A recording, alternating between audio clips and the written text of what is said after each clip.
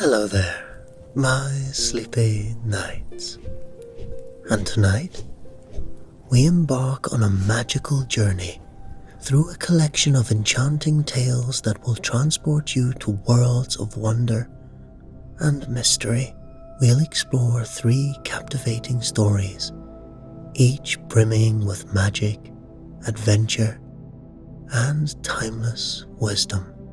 And as our voyage through these magical stories comes to a close, a tranquil ambience will play throughout the night, carrying you gently into the welcoming embrace of sleep, ensuring a night of restful and restorative slumber without interruptions from any ads. And if you enjoy this collection of fantasy tales, please be sure to give us a like, subscribe to the channel, and let me know your thoughts in the comments below. You can now support us on our Patreon, where you get exclusive access to our Spotify playlist and early access to all of these stories. But for now, let's get cozy and step into worlds where magic reigns supreme and where the echoes of legend and lore are waiting to be unveiled.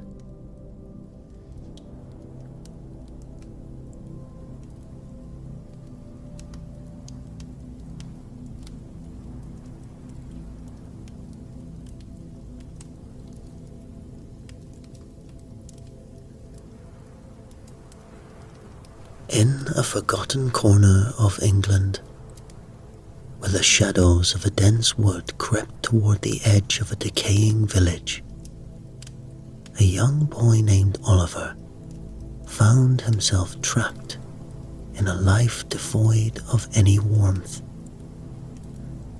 His mother, Elizabeth, a woman hardened by the cruelty of abandonment from her husband, barely acknowledged his existence. Oliver's only refuge was the cramped, musty cottage of his grandfather, William, a peculiar old man who lived on the fringes of society and sanity.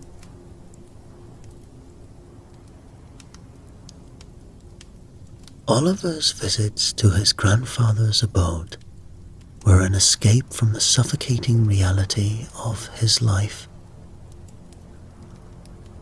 The boy would sit for hours, his eyes wide, absorbing every detail of the bizarre trinkets and unsettling artifacts that cluttered the old man's shelves.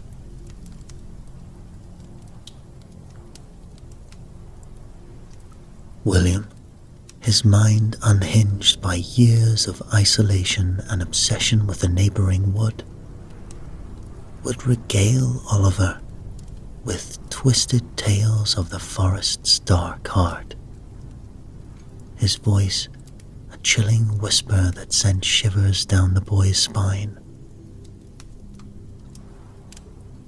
Elizabeth, a woman consumed by bitterness, despised the hold William had over her son. She saw the old man as some kind of threat, a lunatic who filled Oliver's head with nonsense and poisoned his mind against her. The animosity between the two was a tangible presence, hanging heavy in the air like a putrid stench.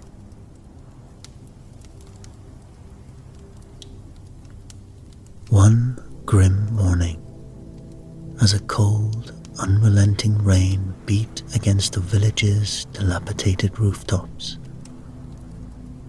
news of William's death spread like a plague.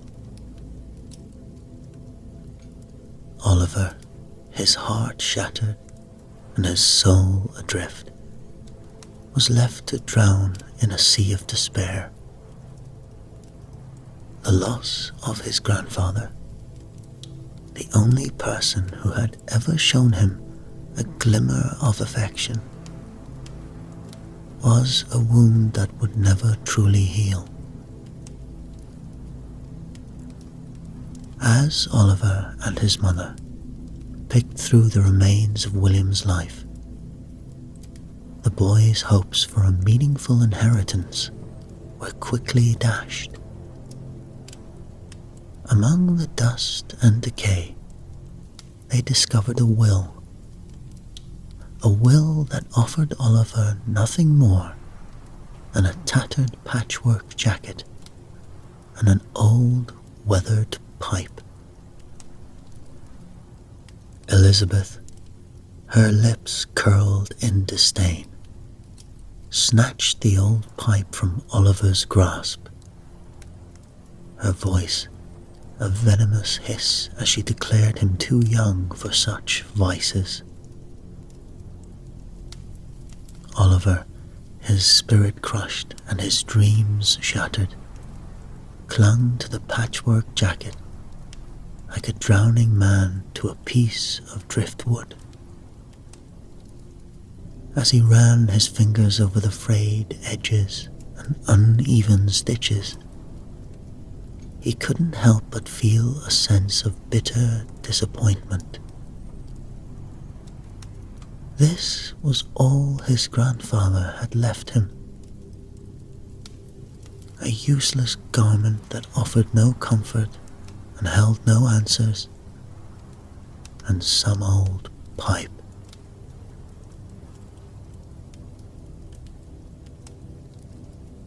Oliver lay in his bed, the darkness of his room pressing in on him from all sides. The patchwork jacket, now draped over the back of his chair, seemed to call out to him. Unable to bear the weight of his thoughts any longer, the boy slipped out of the bed and crept over to the chair, his fingers brushing against the rough fabric of the jacket.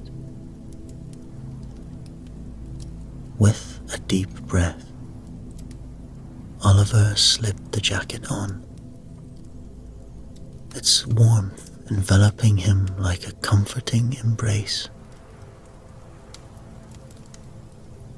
Quick as a mouse, Oliver snuck out of his room and down the stairs, the floorboards creaking softly beneath his feet. He paused at the bottom,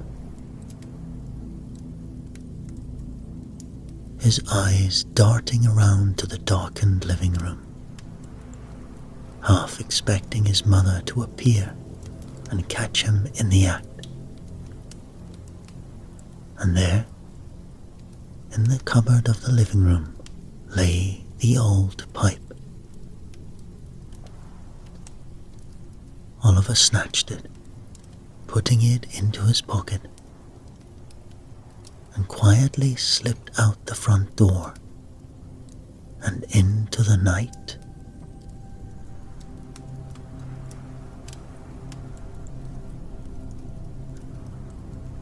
Soon, the woods loomed before him, a sea of shadows and secrets that seemed to beckon him forward. Oliver's heart raced as he picked his way through the underbush, the patchwork jacket snagging on thorns and branches as he went. Finally, he reached a small clearing, the moonlight filtering down through the leaves and casting a silvery glow on the forest floor. With trembling hands, Oliver pulled the pipe from his pocket, along with a small pouch of tobacco he had found tucked inside the jacket. He fumbled with the tobacco, his fingers clumsy as he tried to pack it into the bowl of the pipe.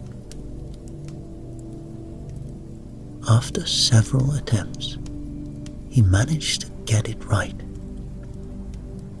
and with a deep breath, he struck a match and held it to the tobacco.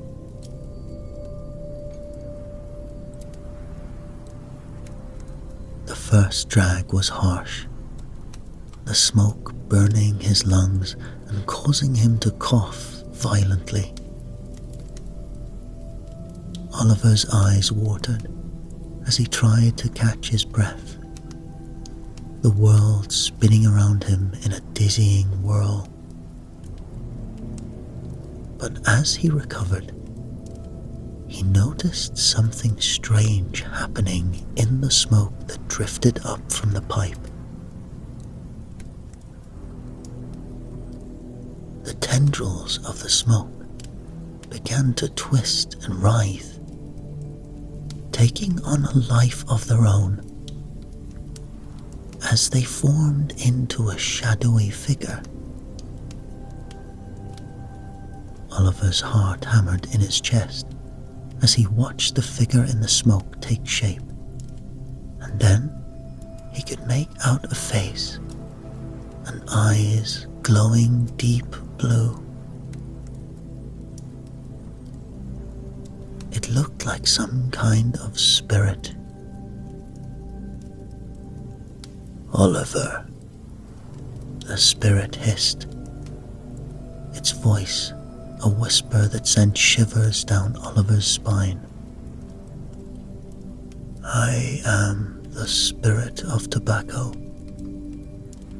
and I can help you on the journey ahead if you listen carefully."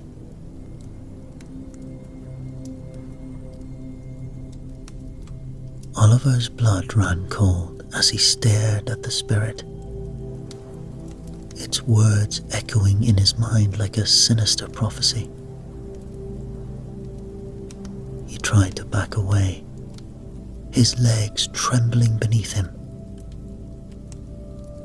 But the spirit seemed to grow larger and more menacing with each passing second, its form towering him like a smoky monster.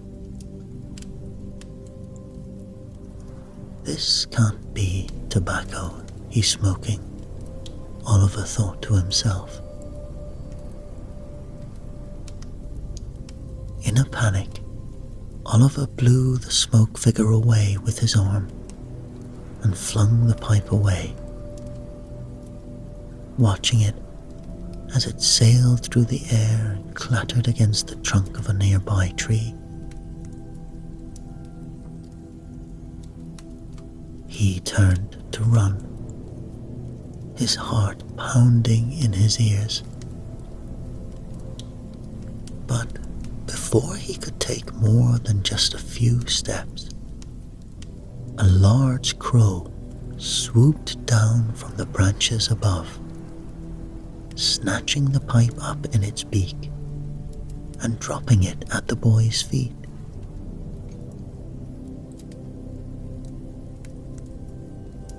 Oliver stared at the crow in disbelief, his mind struggling to comprehend the strange turn of events. The bird cocked its head, its eyes glinting with an almost human-like intelligence. Then, in a move that left the boy speechless, the crow plucked a single feather from its own chest and carefully stuffed it into the bowl of the pipe. And then, with a series of insistent calls and gestures, the crow made it clear that it wanted Oliver to smoke the feather. The boy hesitated,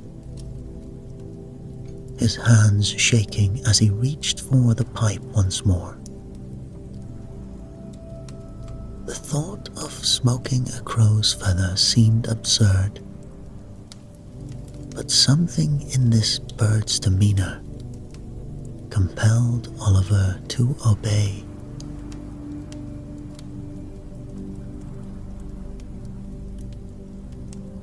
As Oliver took a deep drag once again from the pipe, the smoke this time was cool and refreshing, carrying with it a strange ethereal quality. The world around him began to shimmer and shift,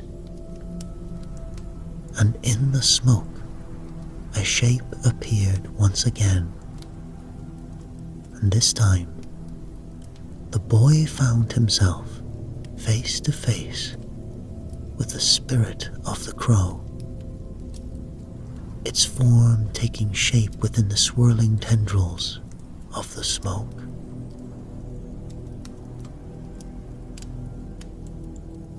The crow spirit was a sight to behold. Its smoky face flickered in the moonlight. It fixed its piercing gaze on Oliver, its eyes glowing with an otherworldly light as it spoke. Its voice, a haunting whisper that echoed through the clearing. Oliver, the spirit of the crow intoned, this forest is in grave danger and needs your help. You, and you alone, must be the one to protect it. Oliver's eyes widened in disbelief, his mind reeling from the spirit's revelation. But how? He asked, his voice trembling with uncertainty. What must I do?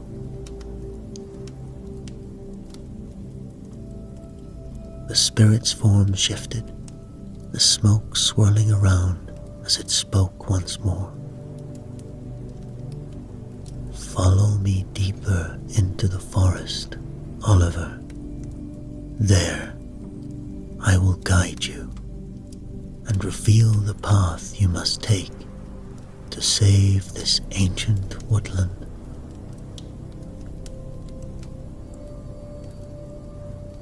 As the last wisps of smoke dissipated,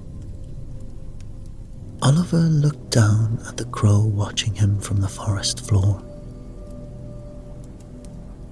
The crow gave a subtle nod of his head, and with a flutter of its wings, it took up into the air, circling above Oliver's head before landing on a nearby branch.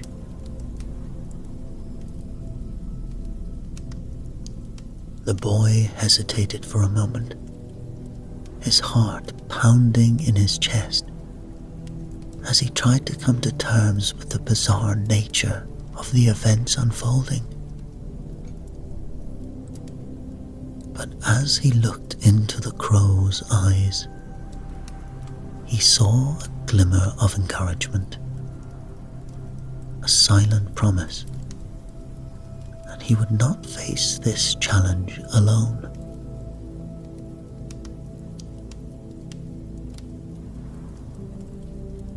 With a deep breath, Oliver tucked the pipe into his pocket and pulled the patchwork jacket tighter around his shoulders. He stepped forward, his footsteps crunching softly on the forest floor as he followed the crow deeper into the woods.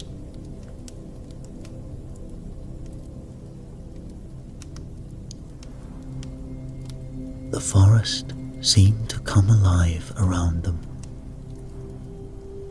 the trees whispering secrets to one another as they passed.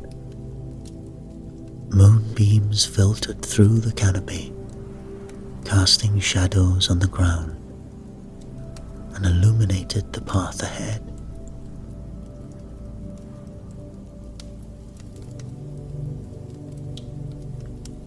Oliver's senses were heightened, his every nerve tingling with a strange electric energy that seemed to emanate from the very earth itself. And the crow was a constant presence at his side, leading him through the winding paths, its purpose clear and unwavering. After a time, they came upon a clearing that was unlike any Oliver had ever seen. At its center stood a tree, ancient and gnarled, its leaves withered and its trunk rotting from within. The sight of it filled the boy with a deep sense of sorrow, and he knew instinctively that something was terribly wrong.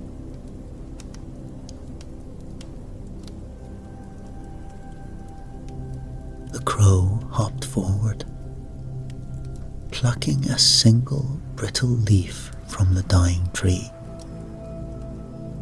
It carried the leaf back to Oliver, placing it gently in the bowl of his grandfather's pipe. With a solemn nod, the bird gestured for the boy to light the leaf and smoke it.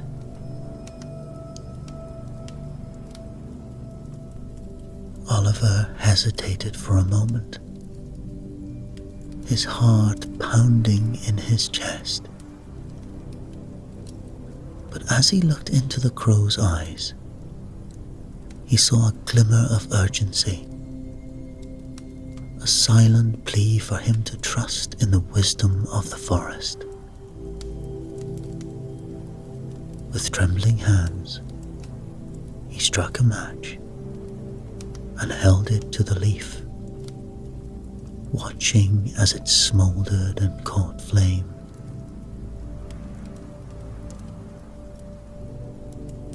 As he inhaled, Oliver felt a strange sensation wash over him. The world began to shift and blur, and from within the swirling smoke, a figure began to take shape. It was the spirit of the tree, its form ethereal and translucent, its eyes filled with a deep, ancient sadness. "Young one," the spirit whispered, its voice like the creaking of an old wood. "I am the guardian of this forest, and I have watched over these trees for centuries untold. But now, a great blight has fallen upon us, a darkness that threatens to consume all that is green and living.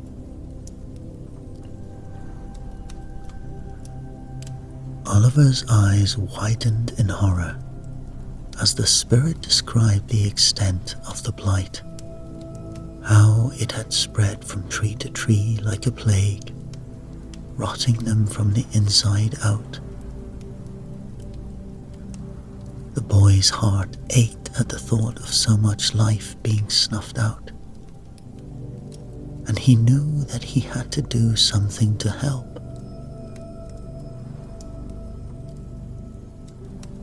"What can I do?" he asked, his voice barely a whisper. "How can I save the trees?" The spirit's gaze softened, and it spoke once more, its words filled with a quiet urgency. To heal, you must gather the sap of a healthy tree, one that has not been touched by this blight. Mix the sap with the purest water, and then pour the mixture at the base of the affected trees. As you do so, you must recite an ancient incantation, one that has been passed down through generations of forest guardians. The spirit taught Oliver the words of the incantation, and the boy repeated them back, committing them to memory. The incantation was, Eleonora Asha Nirva Tolathan Kana Thirzan Nail Kor Athan. And with a final nod, the spirit faded away, leaving Oliver alone once more with the crow.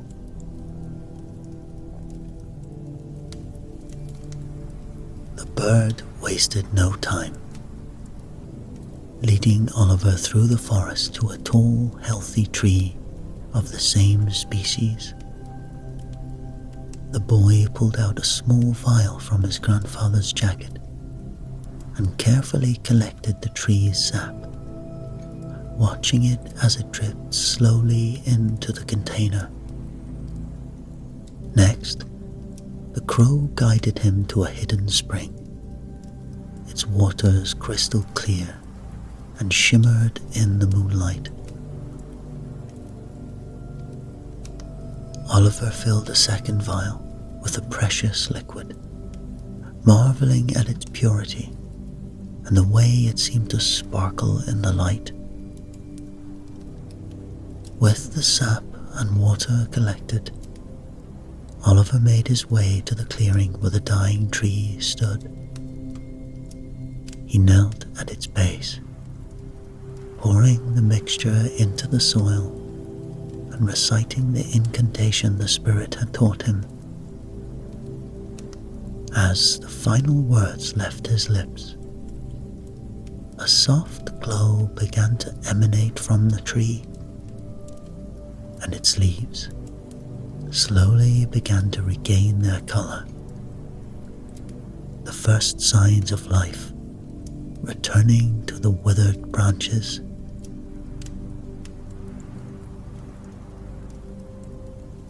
Emboldened by his success, Oliver followed the crow to one of the other affected trees in the area, repeating the process one after one.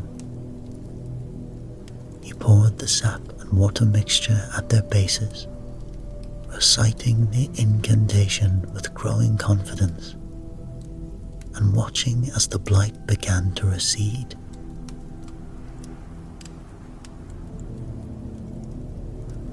As the last of the afflicted trees began to recover, Oliver stepped back, his body aching with exhaustion, but his heart filled with a sense of accomplishment. The forest seemed to breathe a sigh of relief. The once withered leaves, now vibrant and green, the trunks standing tall and strong once more. But there was little time to rest, for the crow was already fluttering ahead, its cause urging the boy to follow. Oliver trudged after the bird, his feet heavy with fatigue, but his curiosity piqued by what lay ahead.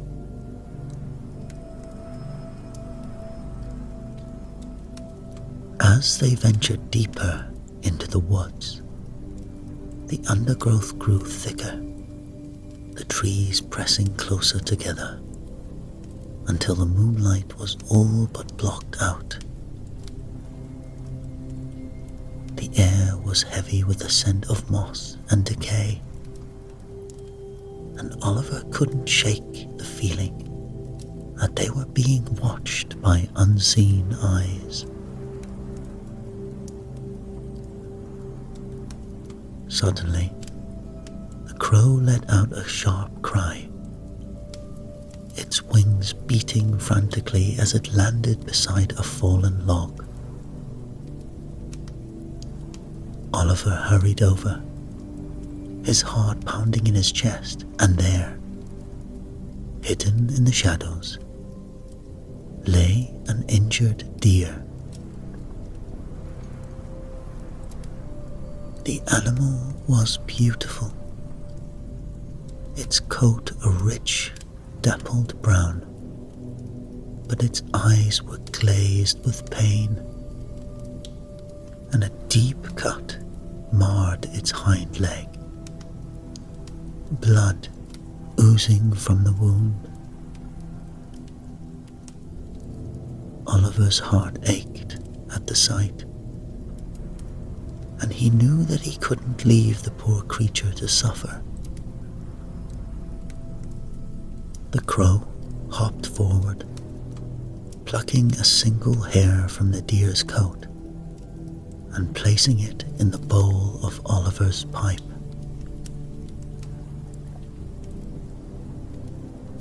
The boy hesitated, but the bird's gaze was insistent once again,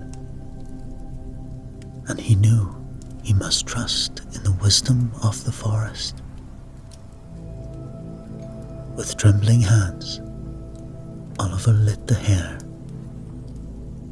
and smoked the pipe, his mind reeling as the world around him began to shift and blur.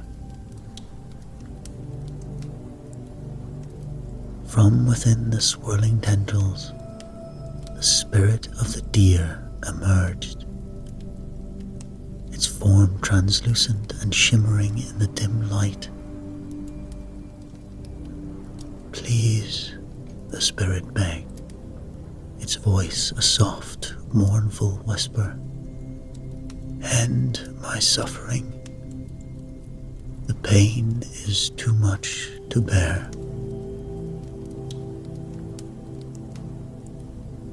Oliver's heart clenched at the spirit's words, and he felt tears prickling at the corners of his eyes. He knew that he couldn't let this deer suffer, but the thought of taking its life filled him with a deep sense of dread. But he had agreed to help the forest. He knelt down next to the deer, wondering how best to do this horrible deed. But as he hesitated, torn between his desire to help and his fear of what he must do, something from within the folds of his grandfather's jacket fell out. A needle and a thread,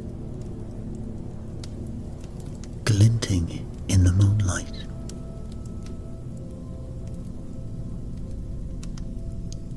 Oliver picked them up, his hands shaking, as he threaded the needle and knelt beside the injured deer. And with a deep breath, he began to stitch the wound, his fingers clumsy at first, but growing more confident with each pass of the needle. The deer lay still, its breathing shallow but steady, and as Oliver worked, he could feel the animal's spirit watching him, its gaze filled with a mix of gratitude and wonder. When at last the wound was closed, the boy sat back on his heels, his heart pounding with a mix of relief and exhaustion. To his amazement, the deer struggled to its feet, testing its weight on the injured leg. It took a few tentative steps, then turned to face Oliver, its eyes bright with newfound strength. The boy reached out a hand, and the deer nuzzled it gently, its soft muzzle warm against his skin.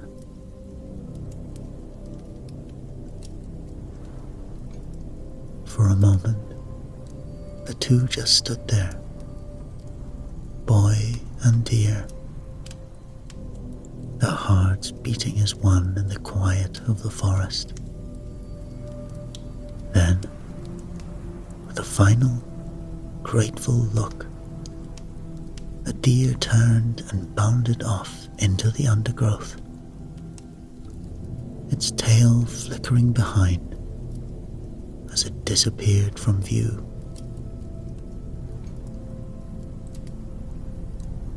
Oliver watched it go, a smile tugging at the corners of his mouth. But the crow's insistent calls soon drew his attention back to the task at hand.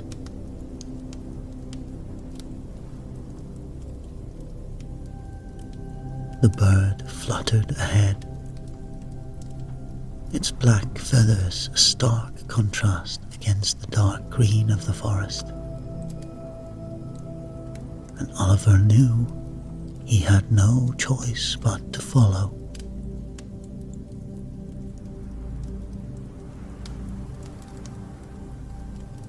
As he trudged deeper and deeper into the woods, the boy couldn't help but wonder what other challenges may lie ahead.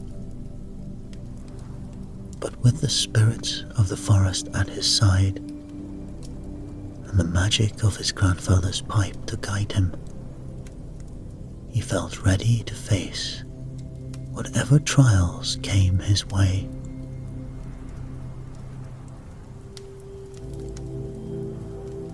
As the boy and the crow ventured further into the heart of the forest, the trees began to thin. The air grew heavy with the scent of water,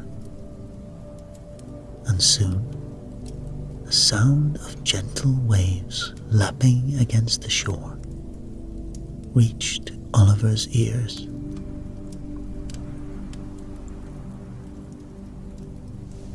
Intrigued, he quickened his pace, following the crow as it fluttered ahead. When, at last, they reached the water's edge, Oliver's breath caught in his throat,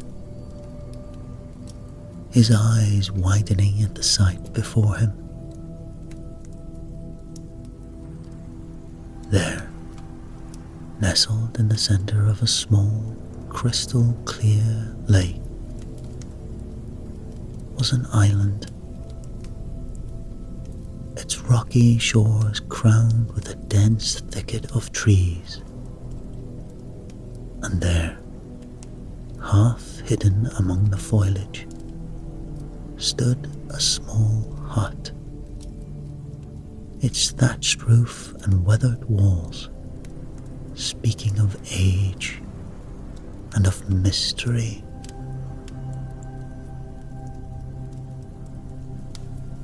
The crow let out a soft call, drawing Oliver's attention back to the shore.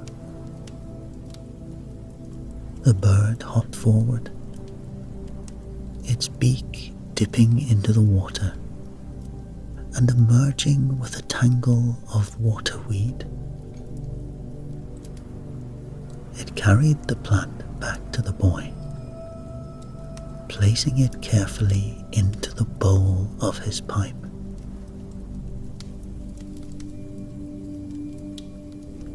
Once again, the bird's insistent stare brooked no argument. With a deep breath, Oliver lit the water weed and smoked the pipe,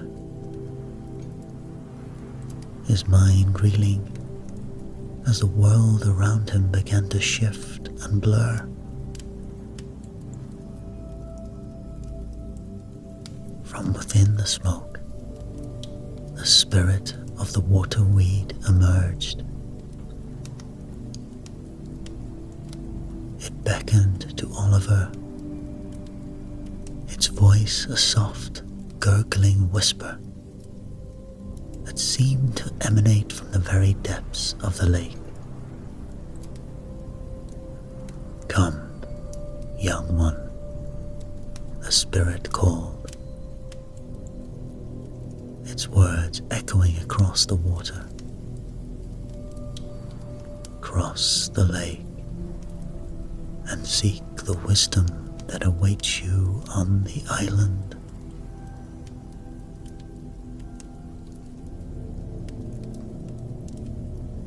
Oliver's heart raced at the spirit's invitation, and he cast a glance at the crow, seeking guidance. The bird merely cocked its head, its dark eyes glinting with a hint of amusement, as if to say, "What are you waiting for?"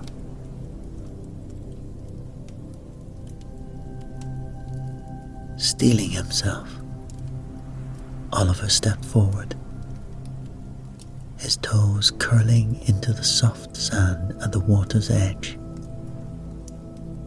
He had barely taken a step when a strange ripple appeared on the surface of the lake, and to his amazement, a group of fish began to gather, their scales glinting in the moon. As he watched, the fish began to swim in a circular pattern, their bodies pressing together until they formed a large, solid figure, like a living raft. The waterweed spirit's voice echoed once more across the lake, urging Oliver to climb aboard the fish.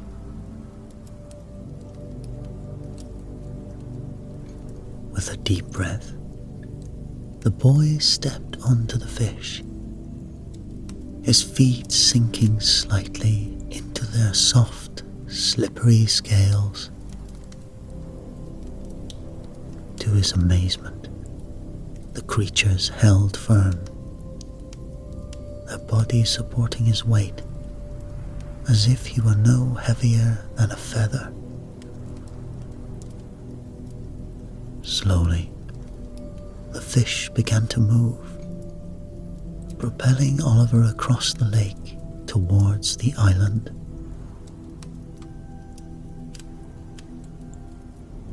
The boy's heart raced with a mixture of fear and exhilaration as he watched the shore recede behind him.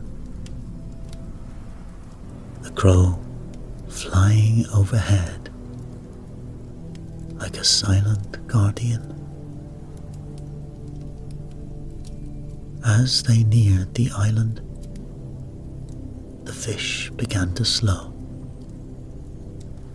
their bodies gently bumping against the rocky shore. Oliver clambered off, his legs shaking slightly as he found his footing on solid ground once more. He turned to thank the fish, but they had already dispersed. their scales flashing in the moonlight as they swam away. The crow landed beside him, its talons curling into the soft earth as it cocked its head towards the hut. Oliver swallowed hard, his heart pounding in his chest as he approached the weathered structure. The waterweed spirit's voice echoing in his mind.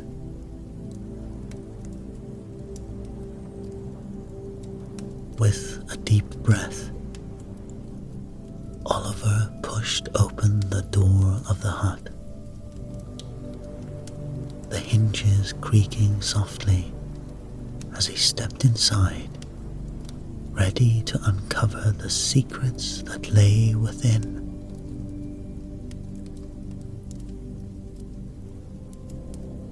As Oliver stepped into the hut, the musty scent of age and neglect filled his nostrils. Dust motes danced in the slanting rays of moonlight that filtered through the gaps in the thatched roof, and the air was heavy with a sense of anticipation. But as his eyes adjusted in the dimness, the boy's heart skipped a beat, his gaze falling upon a collection of objects that were all too familiar. There, scattered across the rough-hewn table, were his grandfather's belongings, the very same items that Oliver had coveted back at the cottage.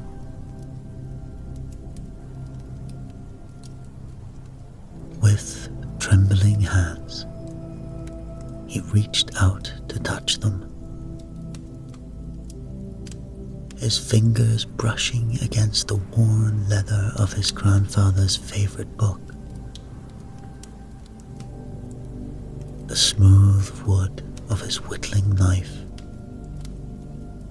the soft fabric of his old fishing hat. Each item held a memory, a piece of the old man that Oliver had loved so dearly.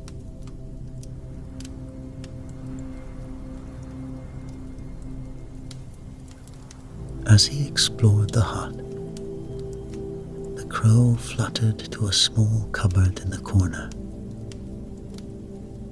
its beak tapping insistently against the weathered wood.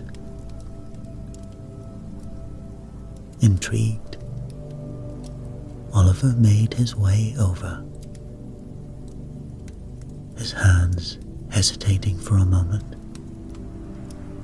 before he pulled open the door. Inside, he found a collection of small glass jars, each one filled to the brim with what appeared to be grey hair clippings. Oliver's brow furrowed in confusion. But before he could question their purpose, the crow had plucked a few strands from one of the jars and placed them in the bowl of the boy's pipe. With a deep breath, Oliver lit the hair and smoked from the pipe. The world around him began to shift and blur, and from within the smoke, a figure began to take shape. The spirit of his grandfather.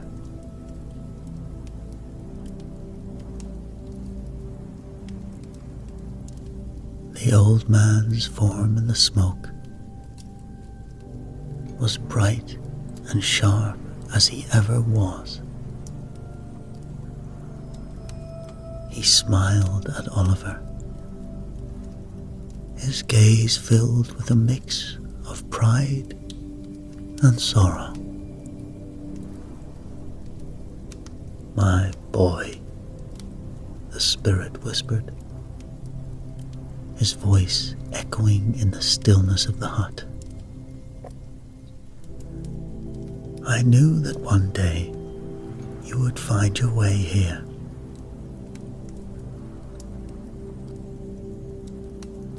Oliver's heart clenched at the sound of his grandfather's voice,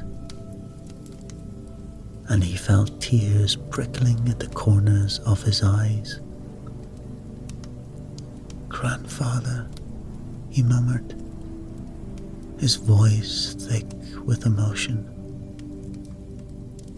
"I don't understand. What is this place?"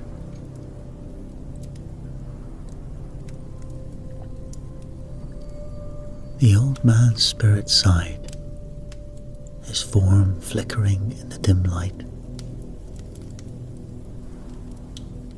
"Our family, Oliver. Our family has been the protectors of this forest for generations," he explained, his words heavy with the weight of centuries.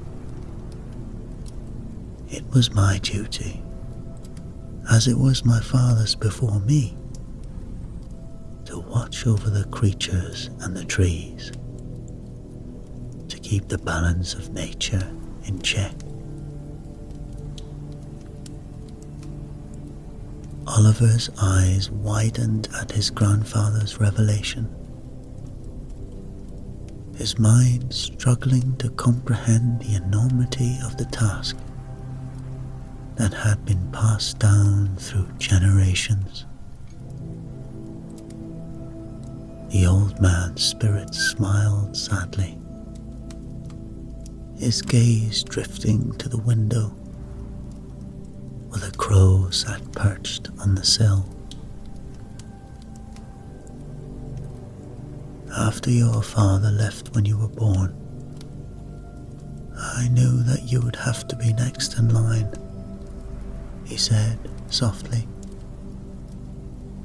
"It was always meant to be you though, Oliver. The jacket, the pipe. They were my way of passing on the legacy to you." The boy's heart raced at his grandfather's words, a mix of fear and excitement coursing through his veins. He knew that the responsibility of protecting the forest was a heavy one,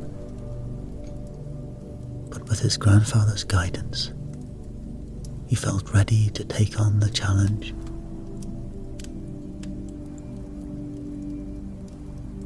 "These hair clippings," the old man continued, gesturing to the jars that lined the shelves. "I've been making these hair cuttings for the last 10 years. You see, they are a way for us to communicate, even when I'm no longer in this world. Whenever you need guidance or wisdom, simply smoke a strand of my hair, and I will appear to you, just as I am now."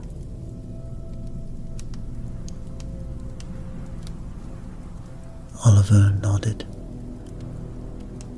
his heart swelling with gratitude at his grandfather's gift. The old man's spirit smiled once more, his form beginning to fade back into nothingness. "Remember, Oliver," he whispered, his voice growing fainter with each passing second. The forest is in your hands now. Protect it, nurture it, and it will always be there for you, just as I will.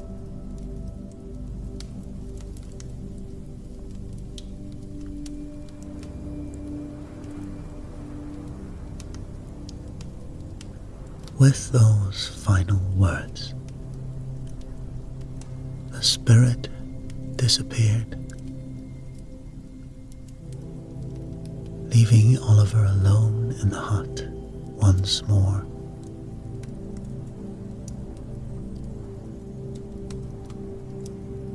The boy stood there for a long moment,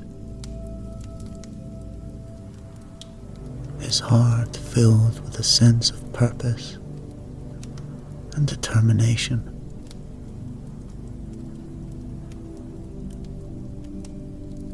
He knew that he had a long journey ahead of him.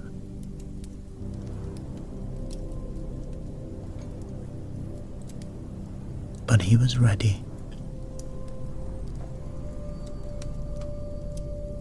With a final glance around the hut, Oliver stepped back out into the moonlight, the crow fluttering to his shoulder as he made his way back to the shore. He had a forest to protect, and he knew that he would stop at nothing to keep it safe.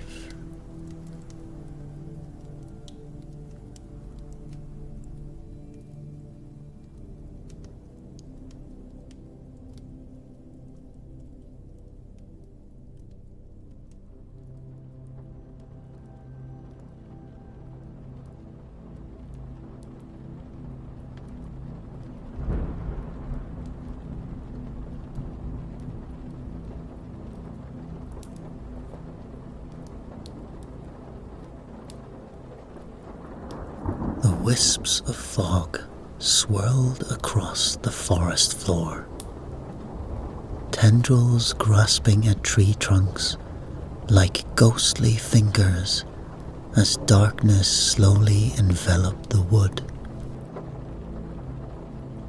The last fading rays of a burnt orange sunset could just be glimpsed through the tightly knit canopy overhead before the gloom became complete.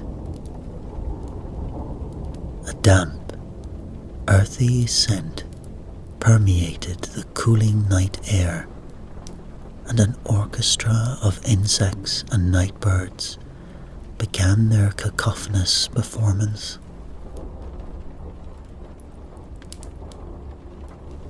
Nestled in the spreading roots of a towering oak, there lay a small figure, still and silent.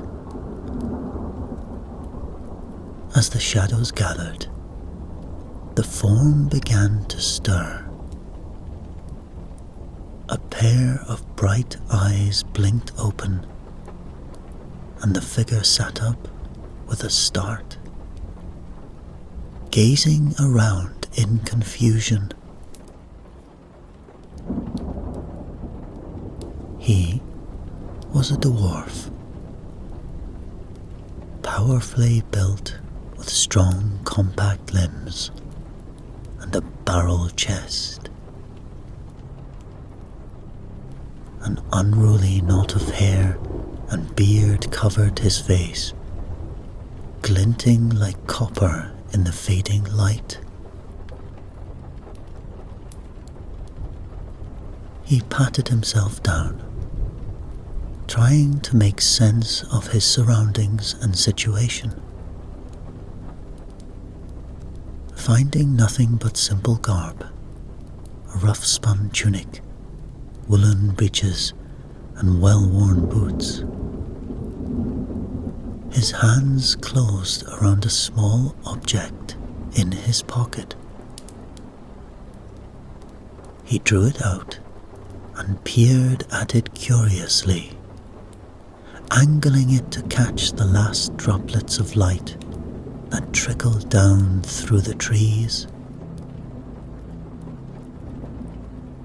It was a stone,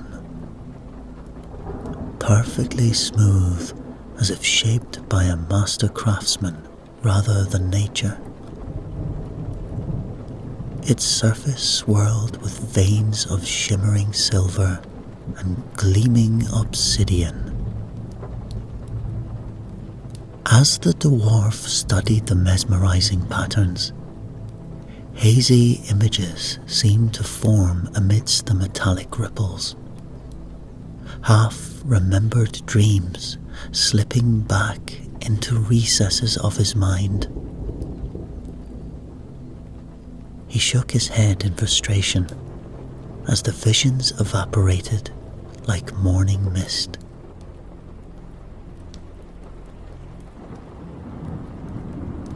Who was he? How had he come to be in this place? He racked his brain, but could conjure no memory of his past, no clue as to his identity. And this stone offered no answers either. The dwarf's brow furrowed as he grappled with the mystery that confronted him. A muted glow suddenly manifested beside him, and he turned with a start. There, perched on an exposed tree root, sat a tiny figure. Delicate dragonfly wings shimmered softly behind its shoulders in the gathering dark. Eyes like liquid silver regarded the dwarf intently from an ageless elfin face. The stone is a gift, given to guide your journey, this fairy creature remarked, its voice low and musical. Guard it well. It holds the key to unlocking your forgotten past. The dwarf's eyes widened in surprise. Then, "You know who I am?" he asked eagerly, leaning closer to the ethereal being. The fairy creature tilted its head thoughtfully, then gave a slow shake. "Your true name lies beyond my sight, concealed by forces murkier and more ancient than this forest." Gnarled root-like fingers curled around the skull-topped staff it bore, etched symbols glinting in the emerging starlight.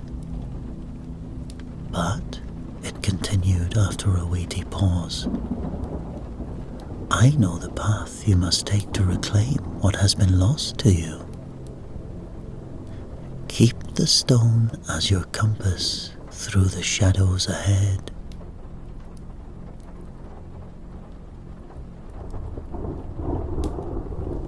The dwarf's shoulders slumped, more mystified than before.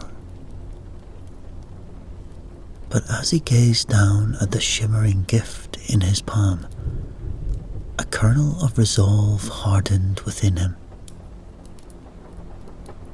Whatever enchantment had transported him to this unfamiliar wood and robbed him of his past, he would unravel its secrets.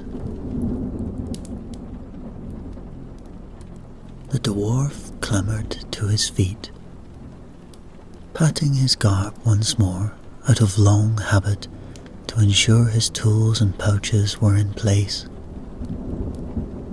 His hands, though, met only cloth and empty space where the comfortable heft of equipment should have been.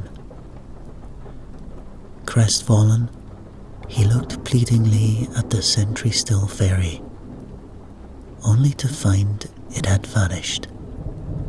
No trace remaining but the lingering glow of its wings in the air.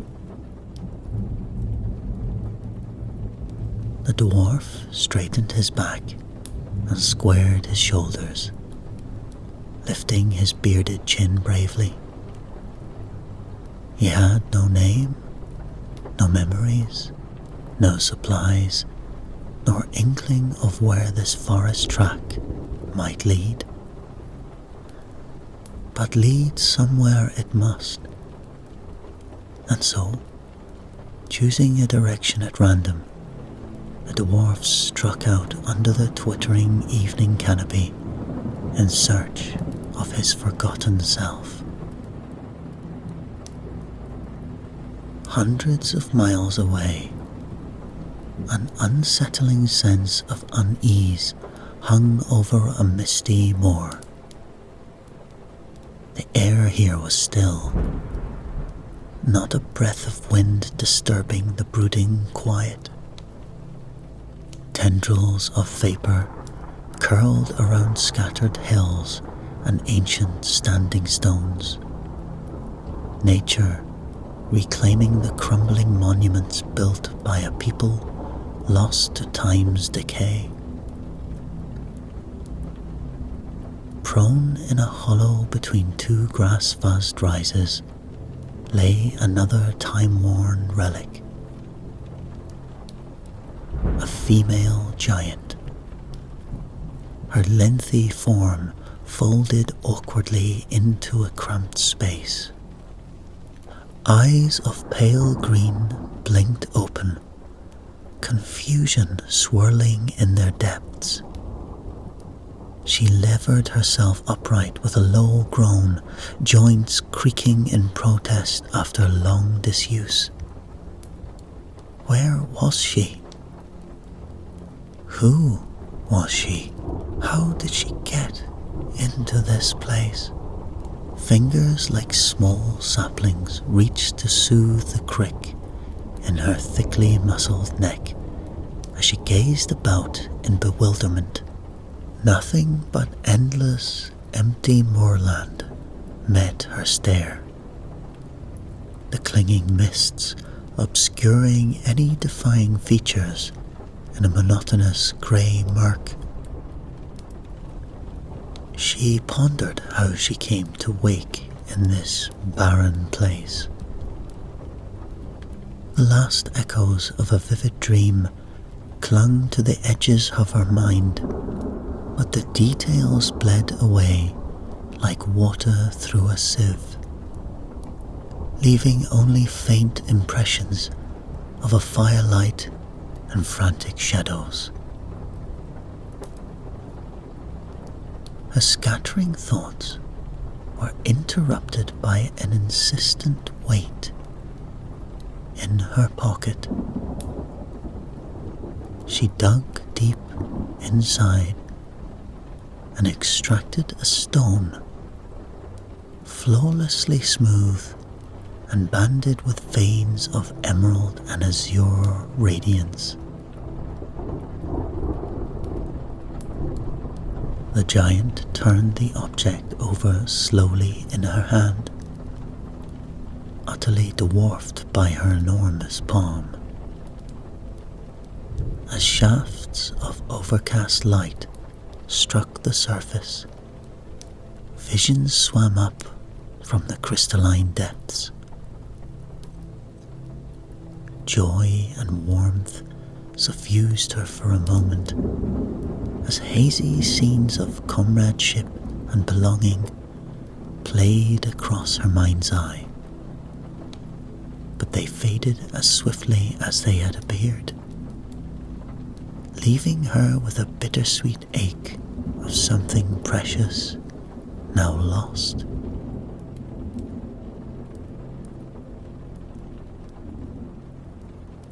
She closed her fingers gently around the stone, as if cradling a living thing, her eyes downcast and brows knitted. Then she started violently, as a gleam manifested at the edge of her sight.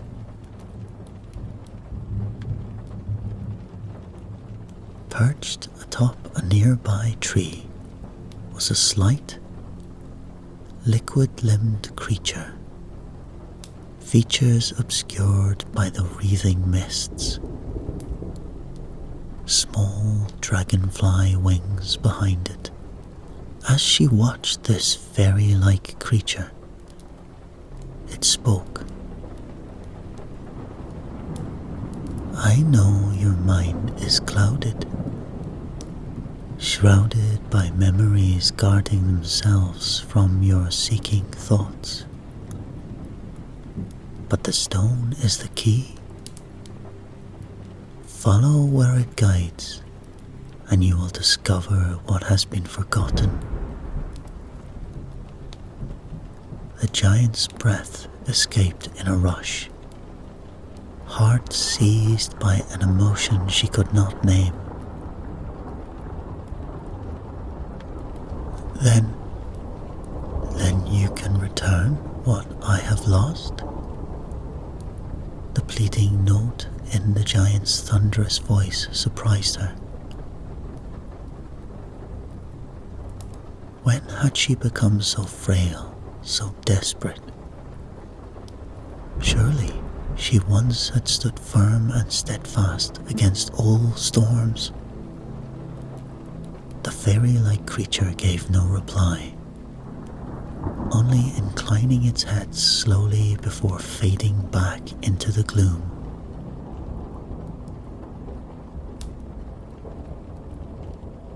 The giant remained still for long moments, rolling the stone between gentle fingers. Then she heaved herself upright, joints protesting the sudden movement. An instinct told her south held the path she must walk. Though no conscious motivation compelled her, something bone deep impelled her strides across the barren moor.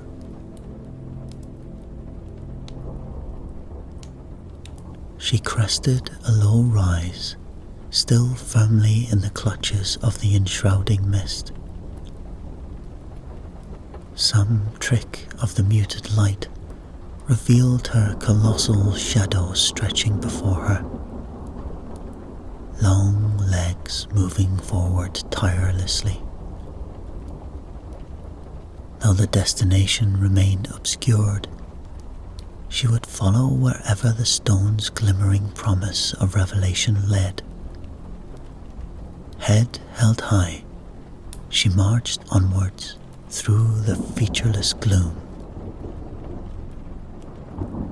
Hundreds of miles away, the dwarf continued through the deepening forest, despair growing in his heart with every unsteady step. Who was he before waking alone in this place? Why could he not remember? Was there no one searching for him? No warm hearth awaiting his return? He plumbed the depths of his mind, groping blindly through the icy blackness where his past should lie, but finding nothing. A faint glow up ahead caught his eye. Approaching cautiously, he came upon a dreadful sight. A knight lay pinned beneath an enormous boulder, his steed crushed and cart in splinters. "You, dwarf, please, "Aid me," the knight croaked, visor obscuring his face. Rushing to the man's aid, the dwarf grasped the unyielding stone in both his little hands and heaved upwards with all his might. Sweat poured from his brow, but the rock would not budge even a whisper. The trapped knight groaned through cracked lips, life slowly ebbing from his broken body. Then, the fairy-like creature's voice echoed through the dwarf's head. "The stone. Use the stone." The dwarf then withdrew the stone from his pocket. It was now glowing a brilliant light, and as soon as the dwarf touched the stone, the forest around him vanished, and the dwarf felt the power of a giant surge through his veins. He found himself housed in the giant's towering frame, all mightier than a score of men. He was the giant now, in this memory. Striding to a cave entrance trapped by boulders, and grasping these huge boulders easily, and flinging them away effortlessly, freeing people trapped inside. The dwarf sensed the giant's serene confidence as the giant hoisted several tons of stone as though it weighed no more than a pebble. Pride swelled within him at the giant's enormous yet gentle strength. And suddenly, in a blink, the memory faded. Lying crippled before him again was the trapped knight, begging for aid. The dwarf, once again, tried lifting the stone. His face grew redder. The knight was screaming. But once again, the dwarf could not lift the stone. Bile rose in the dwarf's throat as shame flooded his heart. For all his good intentions, he remained hideously useless. A weakling dwarf in place of that of goodness, of might and grace. "Forgive me," he whispered to the knight. "I am not strong enough." Shame constricted his throat. He dared not meet the man's anguished stare. Slowly, he clambered to his feet and stumbled a few paces away, the weight of his failure bowing his shoulders. Blinking back tears of frustration, he turned and plunged desperate into the darkened wood. The echo of that wounded knight's cries would haunt his nights forevermore. If only he possessed even a fraction of the giant's power. If only.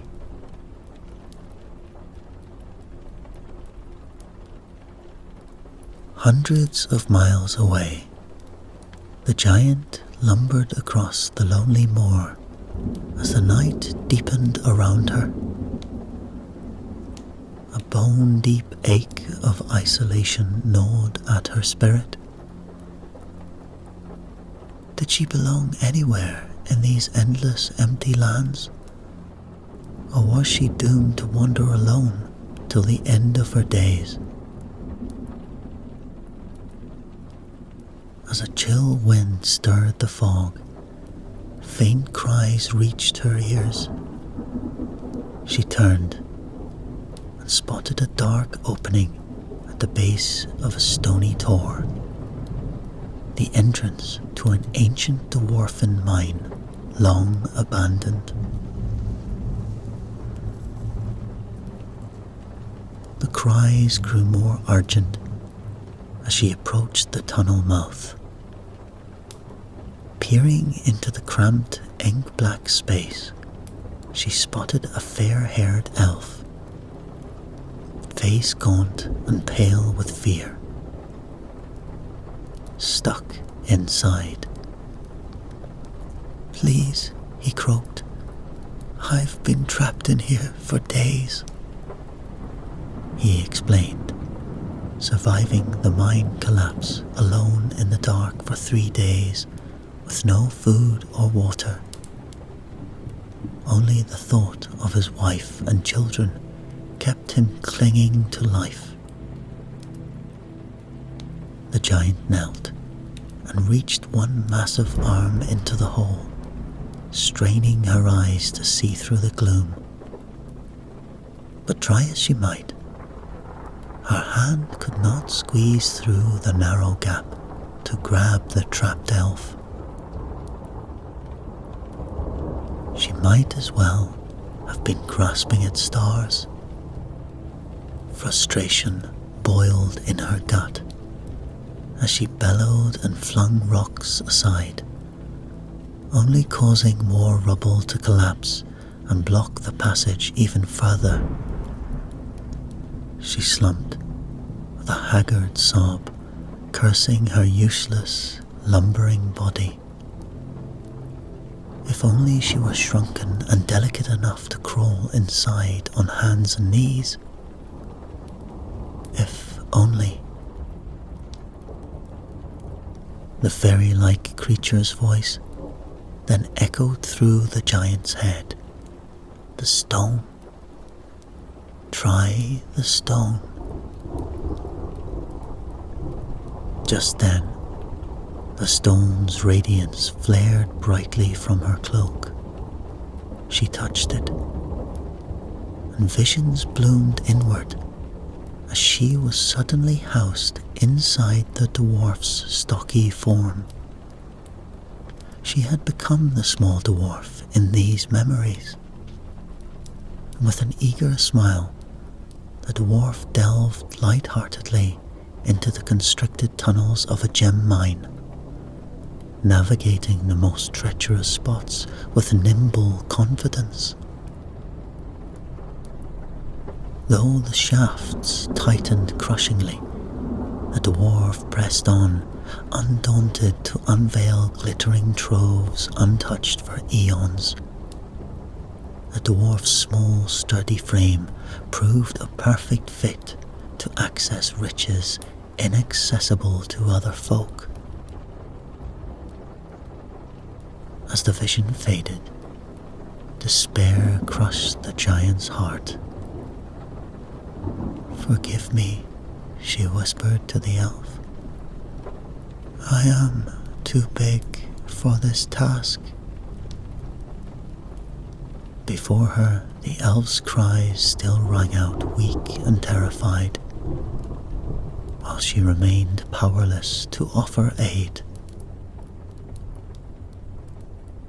She rose slowly, shame and frustration bringing bitter tears. In her mind's eye, the dwarf's glowing smile haunted her. So tiny, yet gifted with such grace and poise. She could only blunder through life, leaving destruction in her wake. Oh, but to yield a fraction of his talent. If only.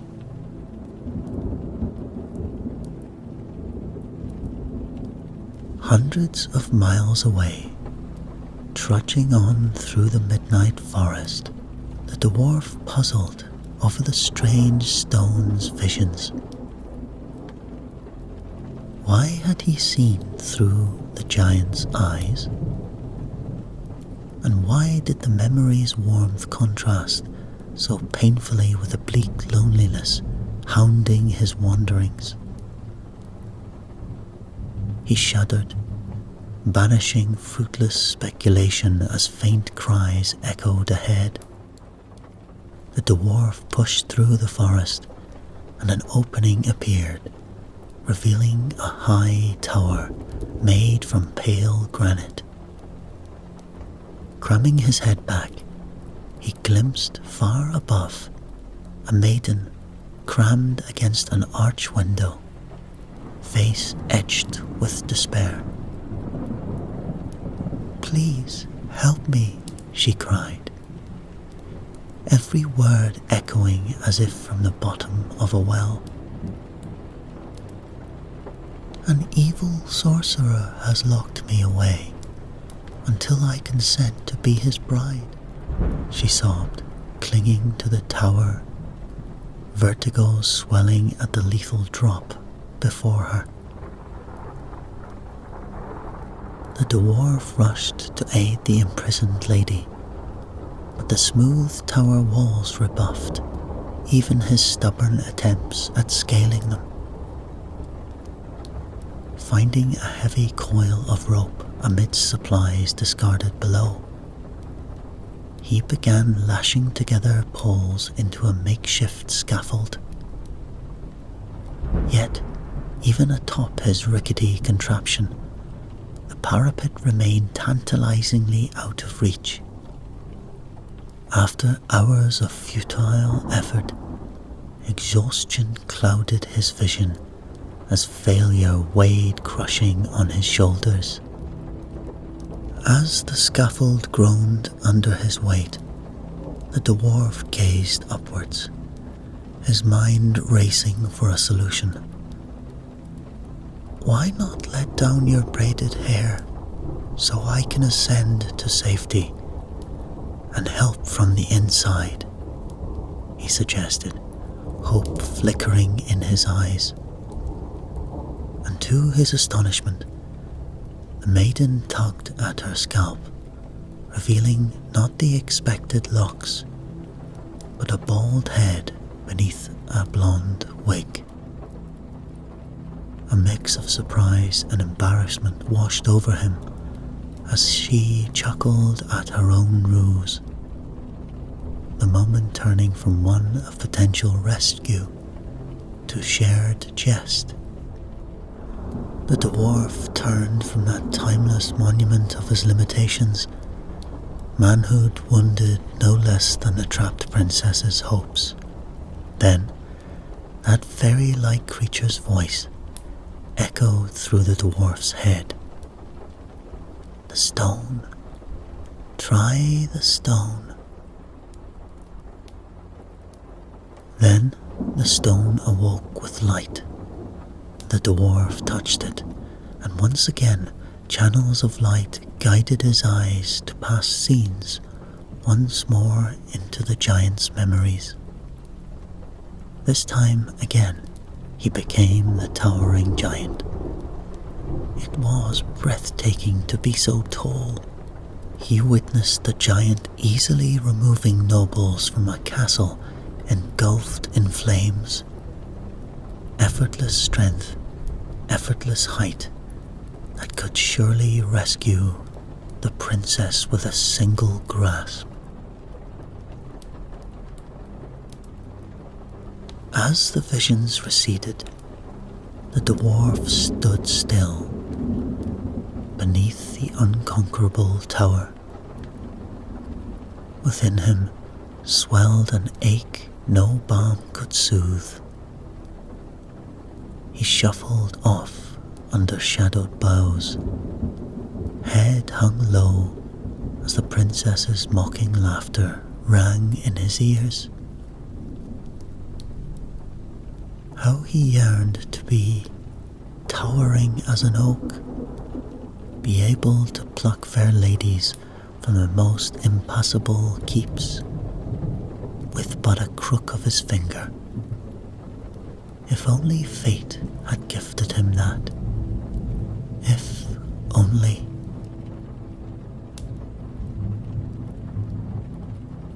Hundreds of miles away, the giantess wandered as clouds swallowed the moon, leaving her path a maze of shadows.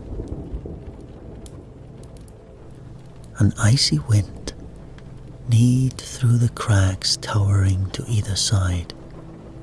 This lone mountain pass, a nightmarish landscape. She shuffled onward, hunger and exhaustion wearing down her joints until a whimpering cry snatched her attention. There, on a dilapidated rope bridge, spanning a black abyss, stood a shepherd boy, hand outstretched in vain towards his lamb caught helplessly midway across the bridge. Timbers groaned under the small animal's hoofs, any movement threatening to snap strands perilously frayed. The giant approached, anxious to help, but pulled up short, finding the bridge too unstable for even modest weight. Ignoring the boy's warnings, she stretched out an open palm. Yet even her mighty arm fell short of seizing the frightened lamb. Desperate, she gingerly eased out one massive foot onto the bridge. Instantly, ropes popped and snapped, sending the little lamb bleating into darkness. With a final quaking shriek, half the bridge followed, the rest going slack in her grip. Aghast, she met the shepherd's tearful eyes for a heartbeat before the boy fled wailing into the gloomy crags. She slumped, defeated, to her knees as his cries faded, shame flooding her breast. If only she possessed an inkling of grace or care, instead of this hulking brute form, bringing her disaster to every innocent she tried to aid. Then, that fairy-like creature's voice echoed through her head. The stone. You should have used the stone. Just then, the stone awoke once more, skyfire luminance beckoning her eye inward. She touched it, and once again she glimpsed a memory. She was once more the dwarf, loving her small height. The dwarf gently coaxed lost animals down from narrow ledges, harvested honey from buzzing beehives, and lifted swallow chicks from high trees back to worried parents. The dwarf navigated such fraught environments with patient confidence, never disturbing the scenes of delicate beauty he moved through. As the visions receded, bitter longing stayed clutched around the giant's heart. She gazed back to the ruined bridge, into unseen depths that echoed back her own hollowness. The shepherd's fading wails sing-songed through her memory, underscoring all that she was not. She turned from the pitiless mountains, shame and frustration bringing angry tears. If only she could wield such useful poise as the little dwarf. Oh, to harness but a fraction of his talent, before her spirit shattered beyond all repair. If only.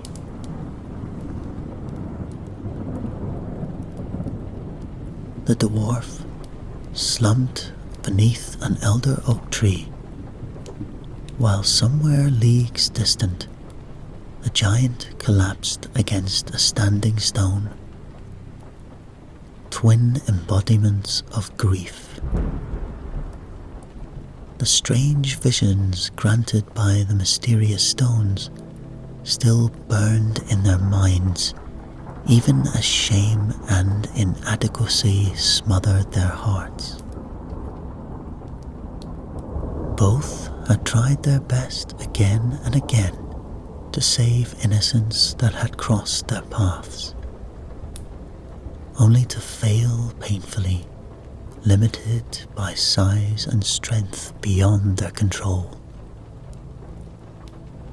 The trapped knight, the imprisoned elf, the desperate princess, the little lamb, all cried out for aid neither dwarf nor giant could provide in the end.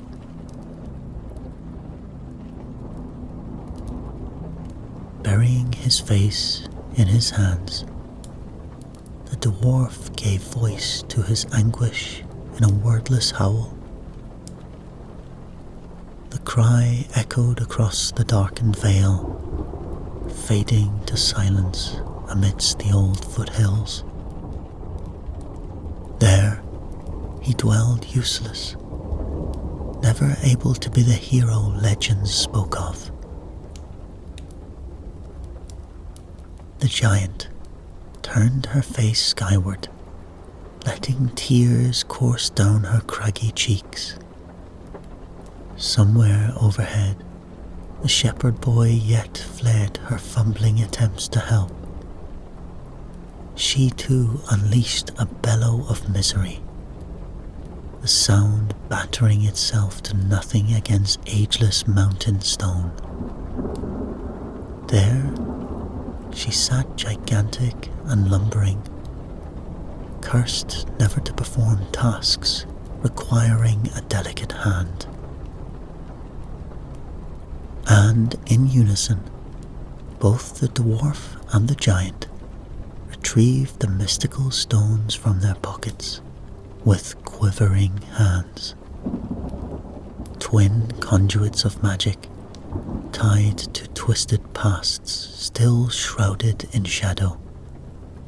Together, in unison, hundreds of miles from each other, they drew back their arms and tossed the stones away. Separately, as the dwarf and giant each walked alone through distant lands, twin glows suddenly danced before their eyes. The glimmering lights weaved drunken loops into the form of the ethereal fairy creature who had first guided them upon this painful quest. There, at the edge of the shadowy forest, stood the fairy creature facing the dwarf. Yet, at the same very moment, somehow on the lonely moorlands, an identical figure hovered before the giant. Somehow, this enigmatic being spoke to both travellers simultaneously across vast divides. "I tire of these games," its voice rasped. "I would have thought you would have learned by now." The fairy-like creature threw the stone back at the giant and the dwarf, who both caught their stone that instantly transported them back into a new memory. A young dwarf and giant battled with desperate courage together against a monstrous emerald dragon. Though they fought fiercely, the titanic beast outmatched them both, through savage fury alone. As fire doused the landscape and smoking ruins piled up, a terrible, decisive moment arrived. The giant, bleeding heavily from one arm, stumbled and fell. As the dragon reared back to deliver the killing strike, the dwarf gave a great cry. He planted himself before the stricken comrade, axe and shield raised in vain to protect her. The dragon's maw yawned like a cavern of daggers before them as the end drew nigh. But then the dwarf roared the giant's name, calling her to fight beside him one last time. As the dragon struck, the giant lurched upwards with final defiance and seized its outstretched neck in both hands. Though the beast thrashed like a hurricane, the dwarf clung to its shoulders, his axe striking again and again. Through combined strength, they wrestled the dragon down scale by scale until its death throes stilled and the ravaged lands were saved. As the vision cleared with twin gasps, the dwarf and the giant's eyes refocused to reveal that they now inexplicably stood facing one another in the same misty glade. They blinked in bewilderment, unsure if they had entered a shared dream yet again. Yet the mud clinging to their boots and richness of all the details surrounding them proved otherwise. Somehow, the vision had drawn them both together through magical unseen ways to end up in this place. As the giant and dwarf stood face to face, the air between them shimmered with an unseen energy.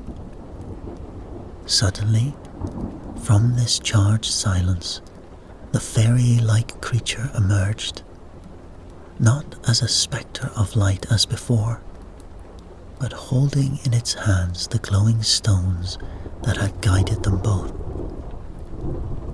Before their astonished eyes, the being then transformed, its ethereal form changing into that of an old, aged wizard. Where once little dragon wings fluttered, now stood a figure cloaked in the wisdom of years, leaning heavily upon a staff of ancient oak. His eyes, alight with a mischievous spark, met theirs, bridging the gap of their mutual astonishment with a smile. "Well, my friends," he began, his voice rich with the timbre of many hidden truths, "have you unraveled the mystery of your journey?" Their silence, punctuated by confused glances, drew from him a gentle chuckle. "I see confusion still clouds your path. Allow me to illuminate the darkness." With a gesture towards the giant, the wizard's voice took on a solemn note.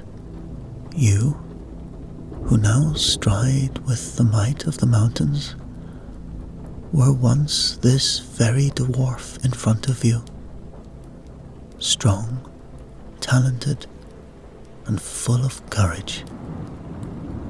Yet within your heart dwelt a seed of envy, a longing to reach the heights that your companion so effortlessly commanded. Turning his attention to the dwarf, he continued, "And you were once this very behemoth that walked among the clouds. You envied the grace and dexterity inert in your friend's smaller form. The memories you've seen within your stones are not foreign tales, but memories of your own lives before. Let me explain." A sigh escaped him, heavy with regret. In a moment of folly, you both sought my aid, wishing to exchange your bodies and experience life from the perspective of the other. I, in a lapse of judgment, agreed. And thus, we find ourselves entangled in this predicament. The wizard paused, allowing the weight of his words to settle over them. The stones in his hands pulsed softly, the light a testament to the truth he spoke. The question now stands before you. Will you remain as you are, having walked a mile in the other's shoes? Or shall we revert the change? Have the lessons of this journey taught you to cherish the strength within yourselves? In his question lay the heart of their adventure, a lesson in understanding and acceptance, a chance to see beyond the confines of envy and desire. The wizard, his gaze softening, awaited their decision, the fate of their identities resting gently in the balance of their newfound wisdom. In the quiet glade where destinies had entwined, the giant and the dwarf, standing before the wise wizard, made their choice. With hearts brimming with lessons of their shared journey, they chose to return to the forms nature had bestowed upon them, and to embrace once more the essence of their true selves. The wizard, understanding the depth of their decision, raised his staff. Words of ancient magic, older than the forests that surrounded them, and more potent than the deepest secrets of the earth, spilled forth in a gentle cascade. The air shimmered with the power of transformation, wrapping the giant and the dwarf in a cocoon of light. As the incantation reached its crescendo, the magic wove around them, undoing the spell that had exchanged their beings. When the light faded, there they stood, the giant with her towering grace, and the dwarf with his sturdy resilience, each returned to their original form. Yet they were not as they once were. Their eyes held the wisdom of experience, and their spirits carried the imprints of the lives they had briefly lived. In this moment of newfound appreciation for themselves, they looked upon each other and their surroundings with eyes wide open to the beauty of their differences. The journey had taught them that the grass was not, in fact, greener on the other side, but that every path bore its own trials and triumphs. They understood now that their unique strengths and challenges were not burdens but gifts, facets of their characters to be embraced and celebrated. Reflecting on their adventure, the giant and the dwarf realized how much they had grown, not just in understanding themselves, but in the depth of their friendship. They had traversed the landscape of each other's lives, facing obstacles that tested their courage and resolve, and emerged stronger for it. With their outlooks forever changed, they stood at the threshold of a new beginning. Together, they stepped forward, embarking on a new adventure, not as individuals defined by their size or strength, but as companions enriched by their diversity and united by a friendship that transcended the physical form. Their laughter echoed through the glade, a melody of joy and anticipation as they ventured into the unknown, their spirits alight with the promise of the stories yet to be written.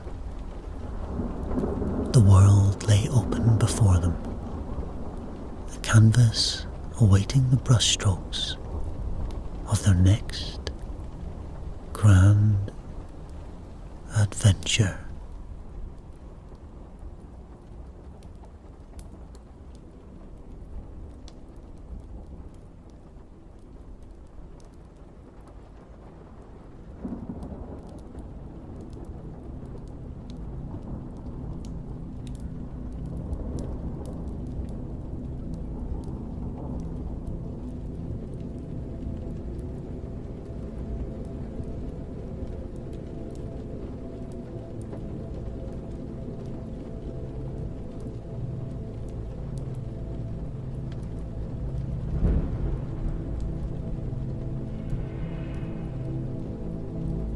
The sodium lights of the citadel flickered to life as dusk fell, bathing the orderly streets in sickly orange. Leo watched the city awaken under the magistrate's ever-present gaze. Surveillance orbs hovering, monitors blinking awake,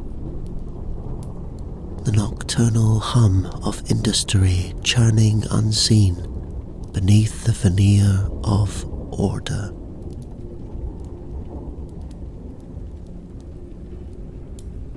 Another night on duty for the High Enforcer. Another night of chaos to quell in the nameless margins of the outer city.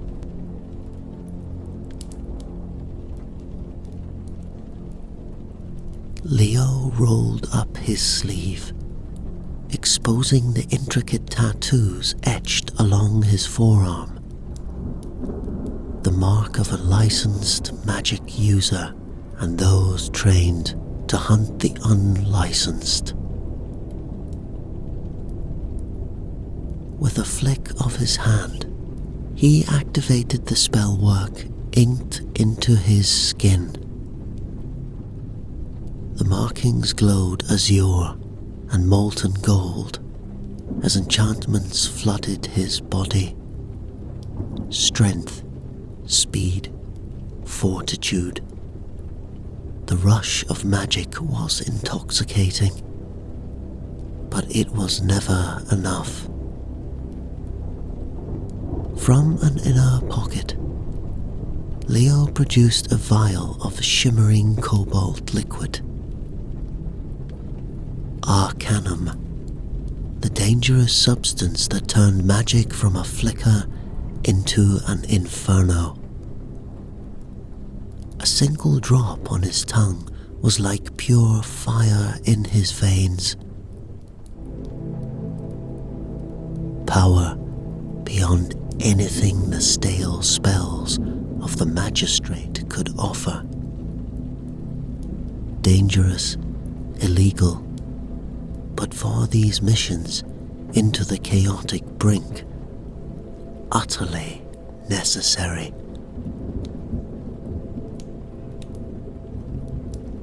The vehicle console received the dispatch coordinates from Central Command. Location triangulated. Magical energy signature assessed. Category 4.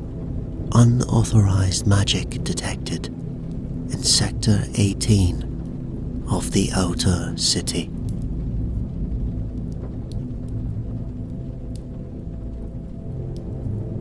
Let's move, Leo commanded his squad. His voice was steady, despite the arcanum blazing within. They plunged into the grim labyrinth of the Outer City, leaving the monitor-lined avenues of the Citadel behind. Tonight's dispatch had come with unusual urgency. A tip that Maya, the infamous leader of the rebel shadow dancers, would be at the location of the unauthorized magic use. The Outer City was a maze of crumbling buildings and flickering lights, shrouded under the perpetual smog that failed to reach the heights of the Citadel. Their target was a back-alley nightclub, pulsing with unauthorized magic. Leo could feel it as they approached, the hair-raising frequency of active spell work. The squad encircled the grubby entrance, energy cuffs at the ready. Leo counted down with his fingers. 3, 2, 1. They stormed through the door in perfect unity.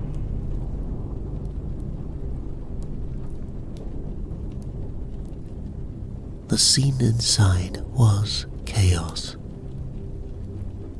The central floor was a mass of bodies, the heavy bass now overlaid with screams. Half-finished spells sizzled through the smoky air. The squad descended to apprehend, indiscriminate as they always were. Guilty and innocent alike went to the Citadel. The magistrate's censors would sort them out.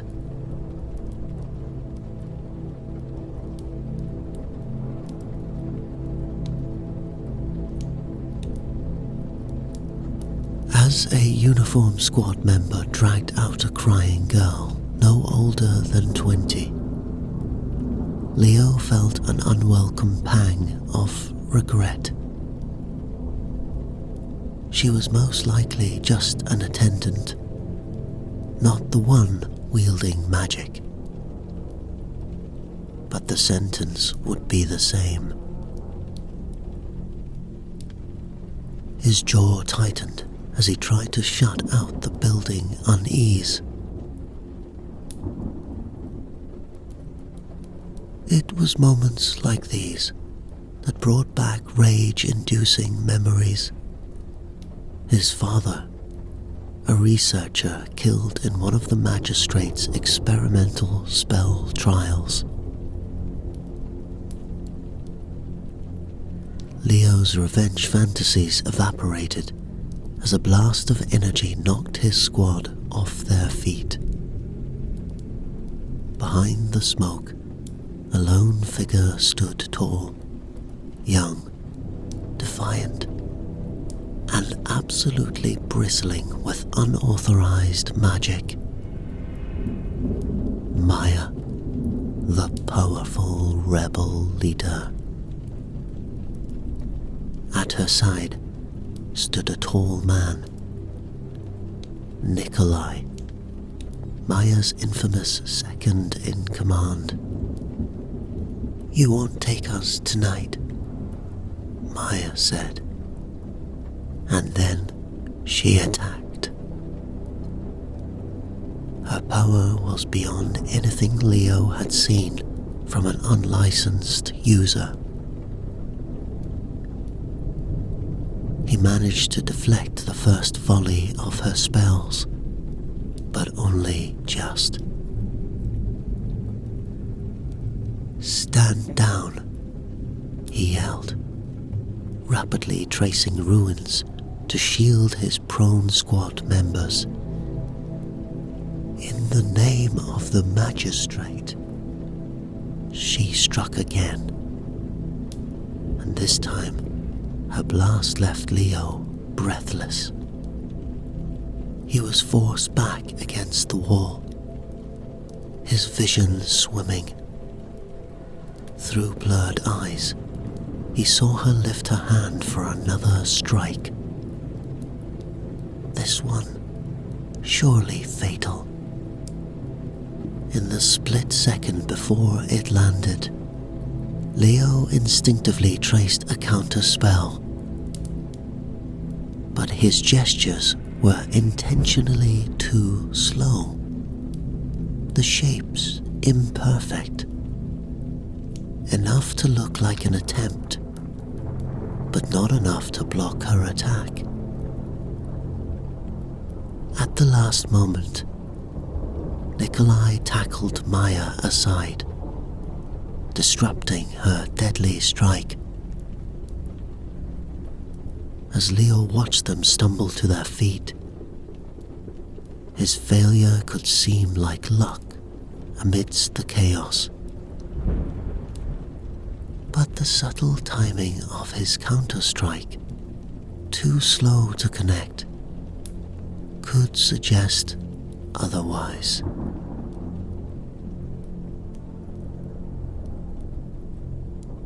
Nikolai pulled Maya towards the back exit. She locked eyes with Leo across the smoky room. A silent acknowledgement passed between them before the rebels disappeared into the night. Gone as quickly as they had emerged. Escaped narrowly. The magistrate squad led by Leo would assume it was just the fog of war. But only Leo alone would know the truth.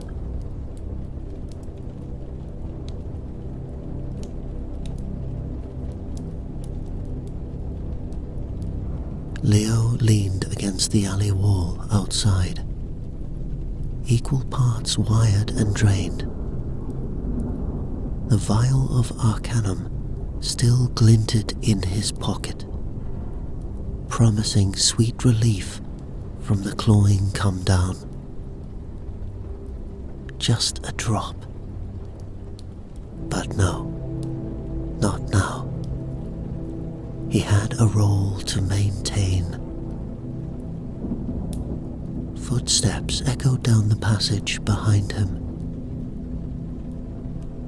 Leo straightened quickly, then relaxed when he recognized his second in command, Jonas.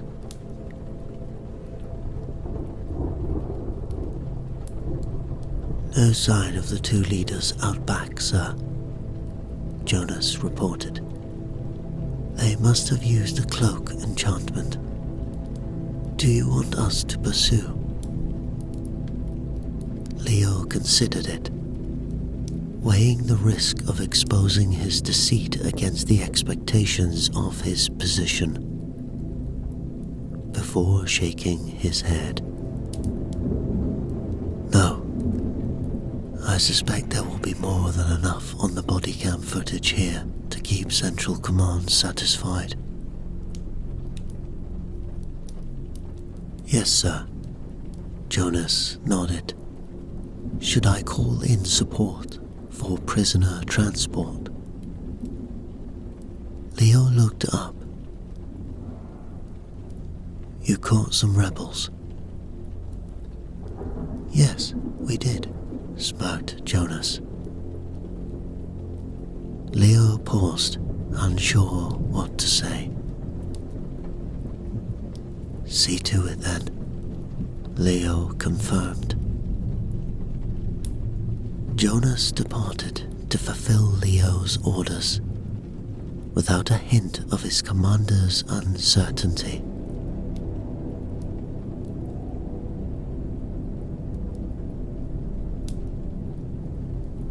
Exhaustion crept over Leo as the night wore on, but sleep remained out of reach when he finally returned home. His mind was too wired. Pulses of latent magic and arcanum still juddering through his nerves. As Leo slipped into the sleek, modern halls of his Citadel apartment, he could hear the soft hum of his wife Elena's workroom at the end of the hall.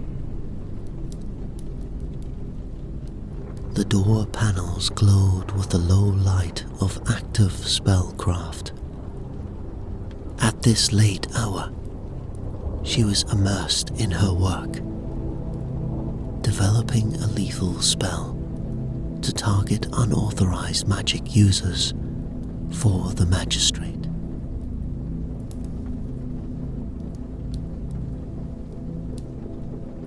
Magistrate research funds and equipment fueled Elena's ambitious work. She had quickly risen to lead one of their top research teams.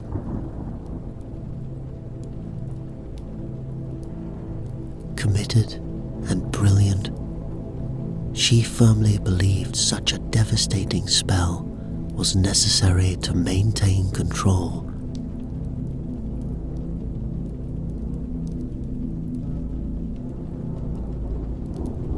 Leo poured himself a drink, standing at the window overlooking the Citadel's orderly nighttime glow.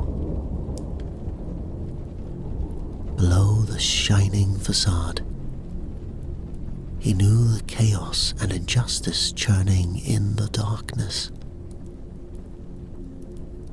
Part of him was certain Elena did as well, but her fervent dedication to progress at any cost seemed to eclipse those doubts.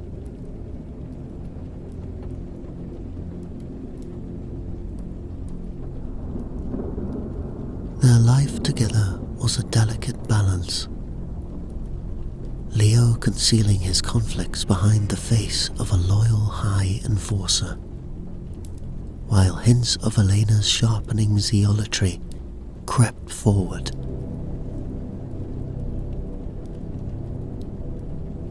He grappled constantly with the love for his wife, warring against the memory of his father, killed in the name of the magistrate's endless ambition.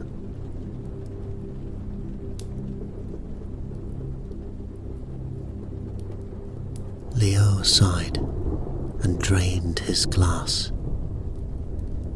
His father was gone, but Elena was still here. Still bright and beautiful despite her relentless drive. He would protect her, he resolved, even from himself and the forces that sought to use her brilliance for their own unchecked ends.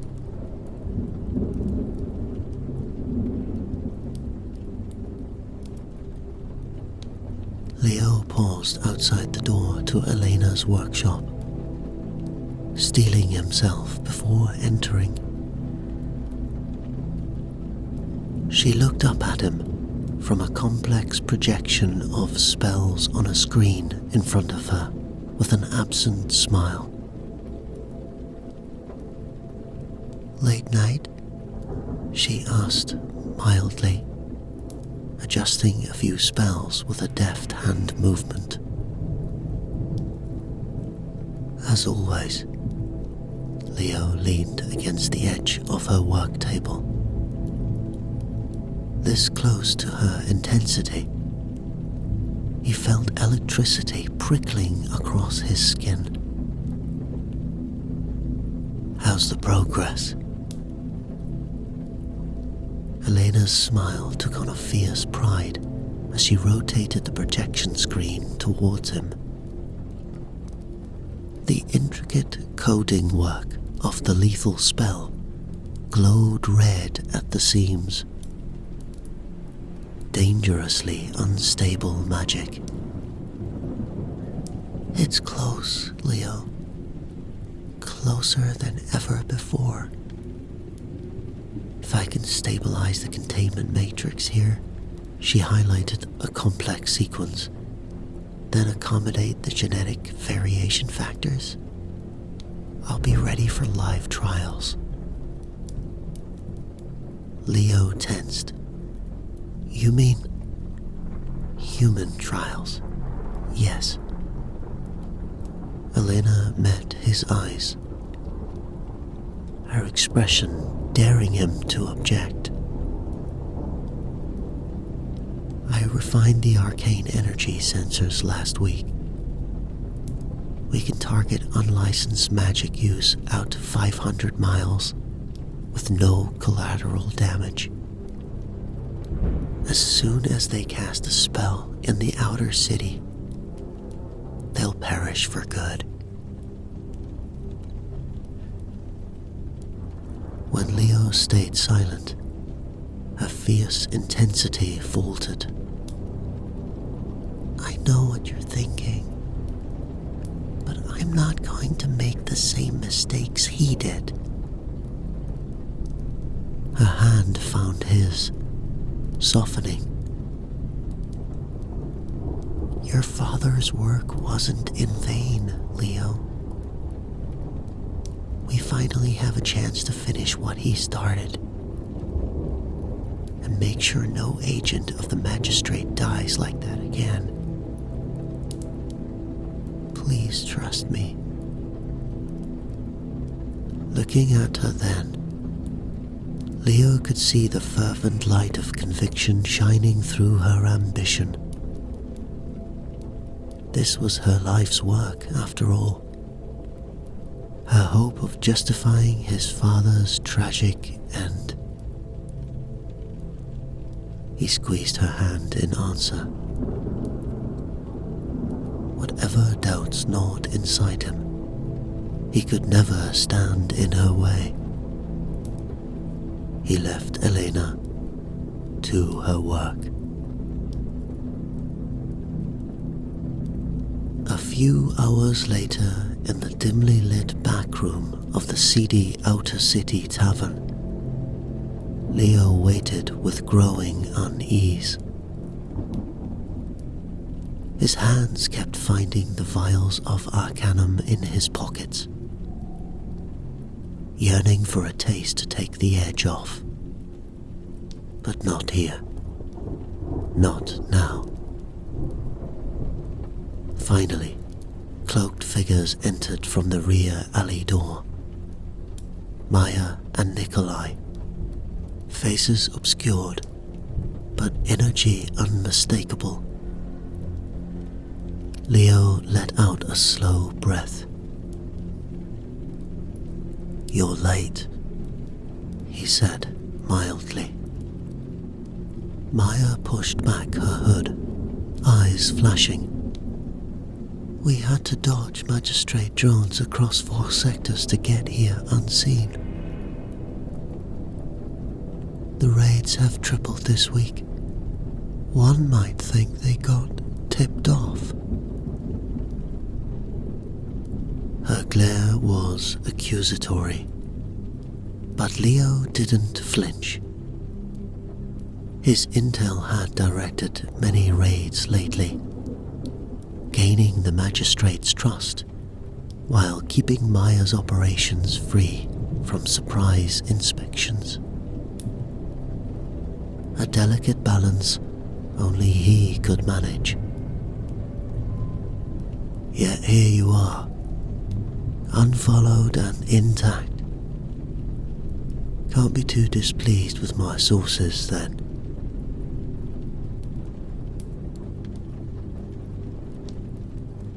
He slid a satchel across the table to her. Inside glinted at least 24 vials of arcanum, glowing temptingly electric blue. Maya's eyebrows shot up despite herself. That's triple the last shipment. Where in the void did you get so much? Leo allowed himself a sharp grin.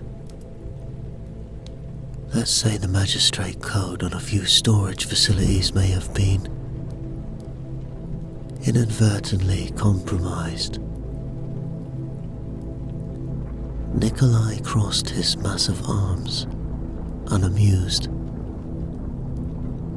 You play a dangerous game, Enforcer. My game has kept you well equipped, Nikolai. Leo's voice hardened.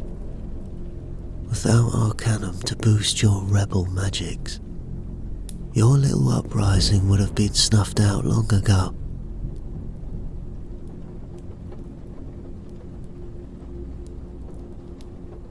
A tense silence hung in the air. They all knew it was true. Whatever their alliances, they still needed each other. Maya was first to break the standoff. The raids may be increasing, but so are our numbers, she said. Thanks to access to Arcanum, we've been able to build our rebel forces and stage more brazen rescues of prisoners bound for the Citadel. A map spilled out across the table, displaying the outer city and its sectors. Maya pointed out areas she'd highlighted. Stockpiles of supplies, safe houses, even covert training areas, now armed with enchanted weapons and defenses.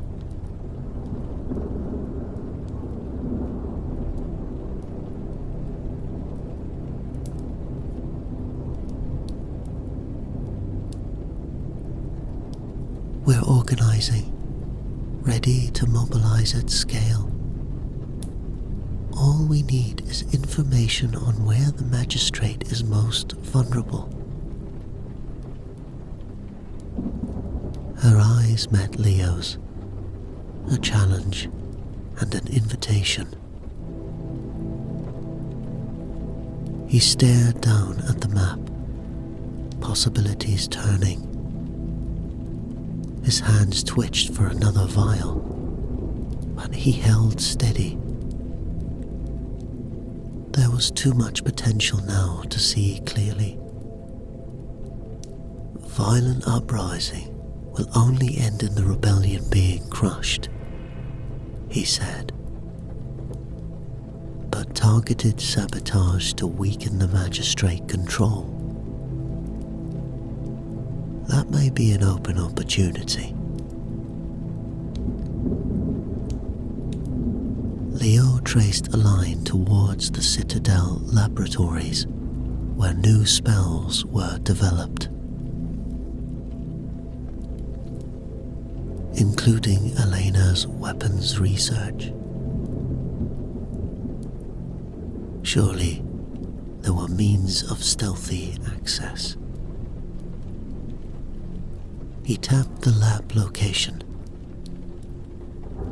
If this control facility was disrupted, it could cripple development of the new lethal spells aimed at your people, and perhaps buy time to organize the outer city. Maya considered, then nodded. We need schematics, passcodes, a way in. Her sharp eyes held a question. The beginnings of a plan stirred in Leo's tired mind. Layers upon layers of deception ahead. But the first steps were clear. I know what to access, he said quietly. Let me worry about the way in. I'll send you the codes. The blueprint glowed up at them, waiting and ripe with possibility. The game was growing deeper, but Leo's own path had never felt more clear. Days later, the call came in to Leo's squad. A raid to stop rebel intrusion. Leo's stomach sank as his squad mobilized. Inside the Citadel laboratory complex, no disguises or enchantments would hide Maya's people for very long. Chaos greeted them inside the lab. Young rebels exchanged deadly spells with guards. And against the back wall, trying to break into a locked cabinet, was Nikolai himself. Leo saw his chance. Nikolai was exposed. Only Jonas, Leo's second in command, had a clear shot. Leo traced a subtle disruption ruin spell, hoping to buy time. But Jonas's fire came too quick. Nikolai stumbled as the blast clipped his shoulder. I've got him, Jonas called out. Before Leo could intervene, Jonas clamped magic suppressing cuffs on Nikolai, while Leo's disrupting spell fizzled uselessly. Leo rushed over, only to come face to face with his second in command, beaming with pride at the captive rebel leader in his clutches. Leo desperately willed Nikolai to fight, to slip free. But the cuffs held fast. Leo had failed him. There was no way out now for Nikolai. Guards flooded the lab to secure the remaining rebels, while Jonas led Nikolai away. I'll escort this one to the commander myself, Jonas told Leo. Might earn me a promotion. He laughed and shoved Nikolai along roughly.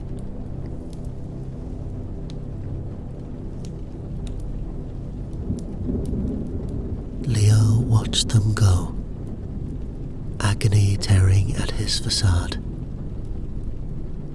Inside he howled. Outside he remained steady as stone. The magistrate's faithful servant hiding his broken shards within.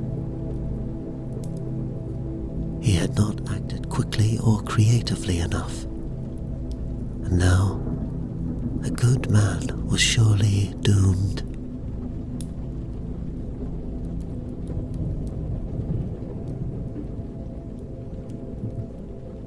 Jonas brought Nikolai deep within the stark walls of the magistrate's stronghold, to a sealed chamber block where few ever returned from.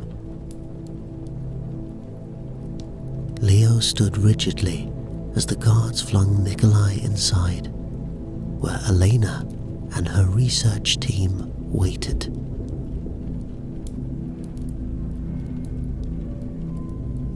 Leo met Nikolai's eyes just before the massive door slammed shut. A last look of recrimination that would haunt Leo forever.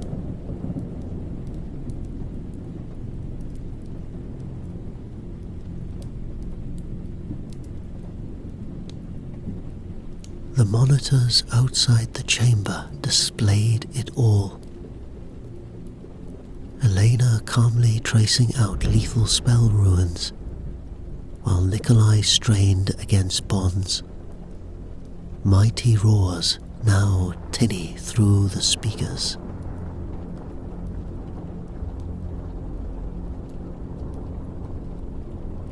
Leo watched the spell flare, then white out the feeds. Then, nothing.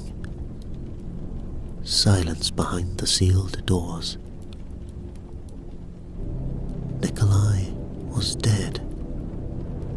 The first victim of Elena's perfected work.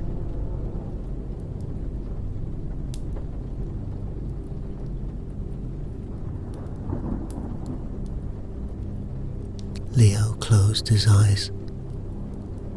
Savaging grief and guilt momentarily overtaking his composure. Inside he howled desperately, as Nikolai had. But outwardly Leo remained steady as stone.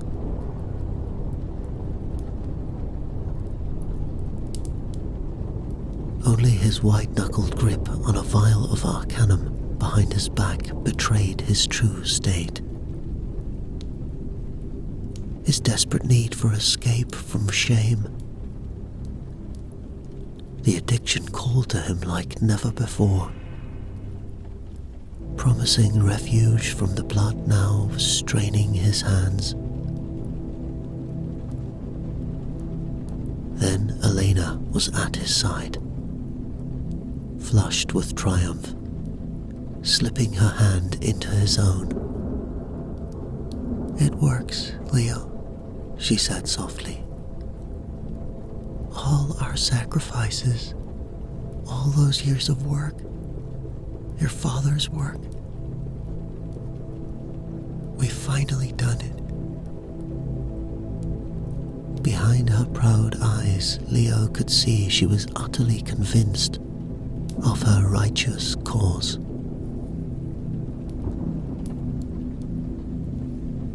His tongue was ash in his mouth.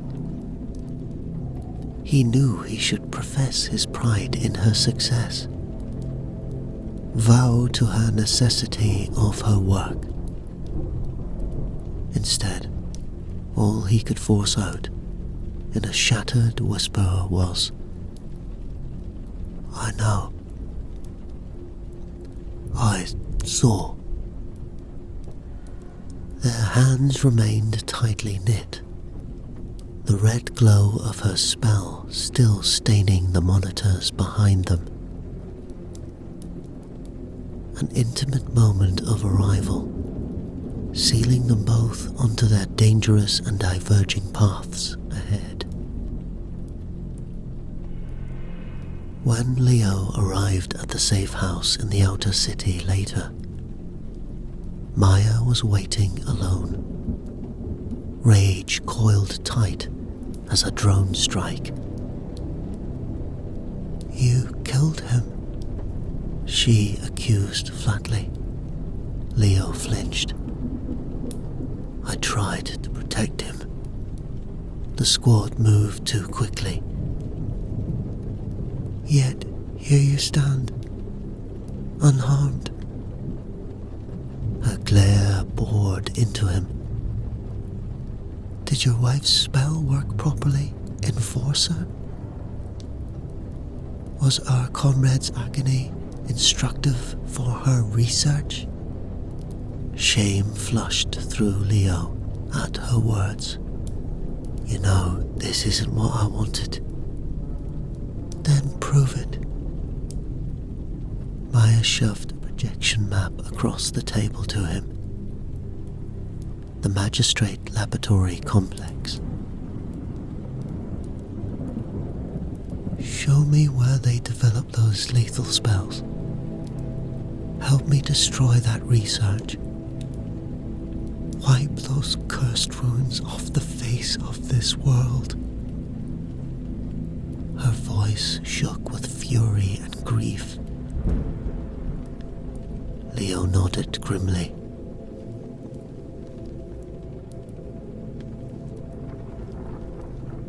I'll do more than show you its location, Leo said grimly. I'll get you inside and buy you more time.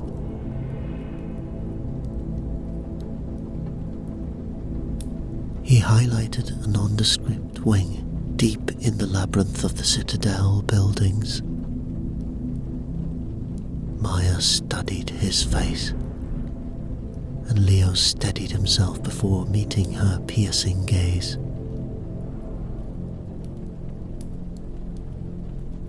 If you do this, he hesitated, hating his own weakness. Swear to me Elena won't be harmed. She's misguided, but vital to me. Losing her would... He trailed off, despising himself for the admission but unable to hold back the truth. Maya's fury seemed to abate, if only slightly. She weighed him with her eyes before answering. I cannot avow my people won't defend themselves, whatever they face inside those walls. But I can give you my word. Your wife's safety will be guarded as best I can afford. It was likely the closest thing to reassurance she could offer. Leo released a shaky breath and nodded. He could not expect more mercy than that. Not when they both knew the horrors now waited within those walls. Horrors he himself had enabled. Thank you, Leo managed hoarsely. Now let's discuss your plan.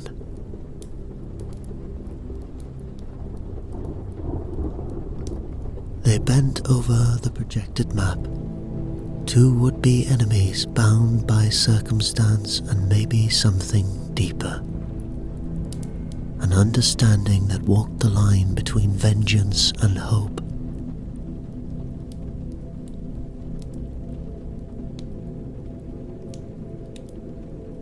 But despite all their planning, the lab infiltration went awry. Magistrate forces ambushed Maya's team once inside, swarming through every possible escape route. After desperate combat spells flashed through twisting corridors, Leo could only watch helplessly as the facility guards slammed power-dampening bonds onto Maya and her top agents, capturing them alive.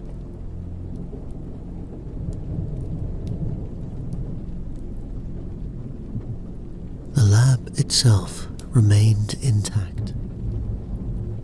Elena's research had survived unscathed, and now so had Maya, though very narrowly. Leo knew with sinking dread such a valuable prisoner would be kept under highest security. His fears were confirmed hours later, as all screens throughout the citadel flared to life with an ominous broadcast. The magistrate's chief commander appeared, framed by armored guards restraining prisoners. Defiant Maya knelt battered in their clutches. Brazen terrorists thought to strike at the heart of our great citadel, boomed the commander. Instead, they will witness firsthand how we deal with those who threaten law and order.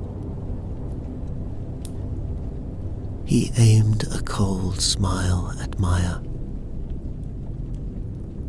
This criminal and her followers are sentenced to immediate death by our newest protective enchantment. A spell to detect illicit power and terminate its source. The sentence will be carried live across the nation as a reminder of how we extinguish those who resist unity and peace.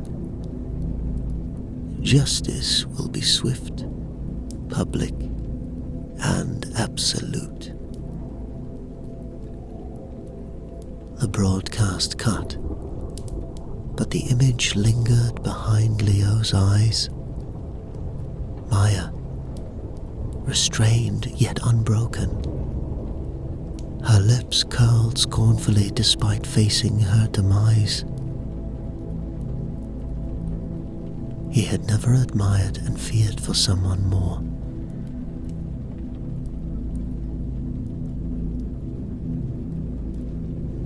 Screams echoed from the outer city below as word spread. The rebels' force had gambled everything on their raid and lost. Now Maya would pay the ultimate price. Her movement crushed, stillborn before the rapt eyes of the nation she dreamed of liberating.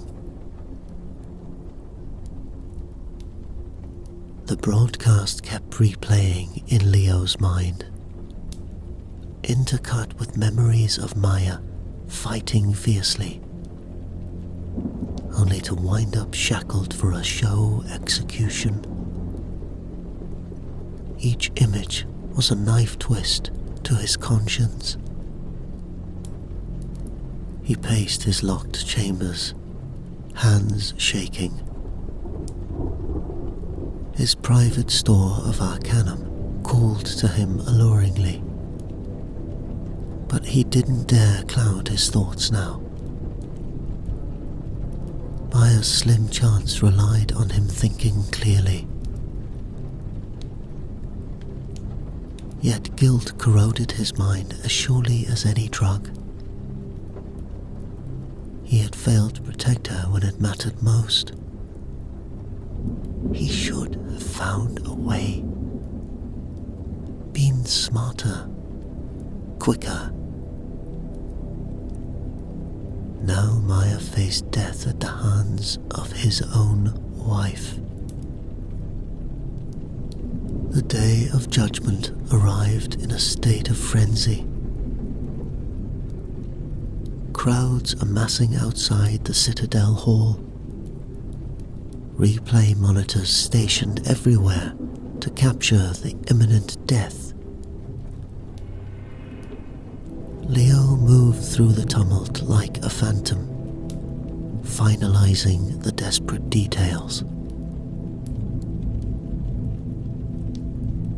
He had decided.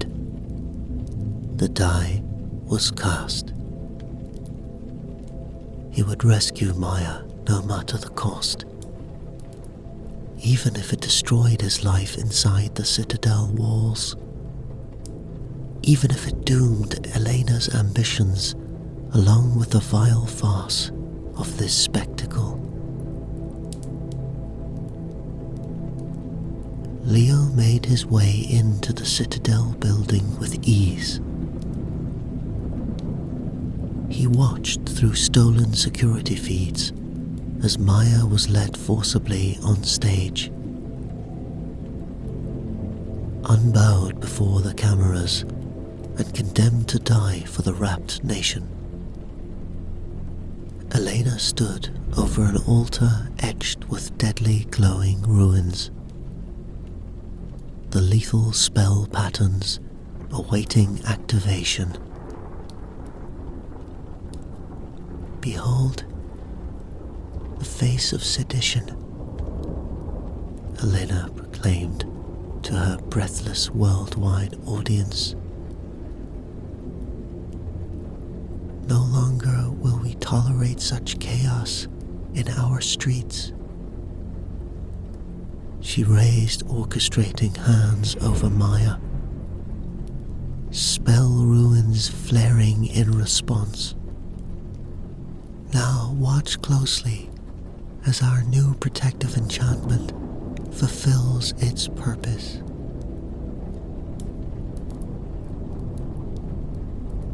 Leo typed rapidly, breaching inner safeguards until clearance codes allowed him into the heart of the Citadel's power.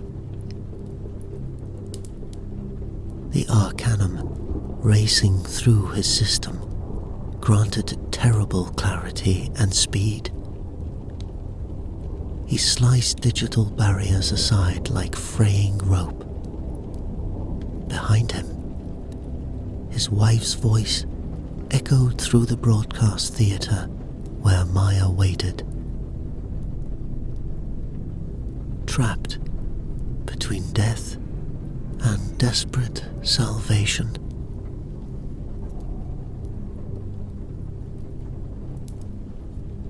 Leo was already ghosting through inner gateways as Elena began the fatal incantations.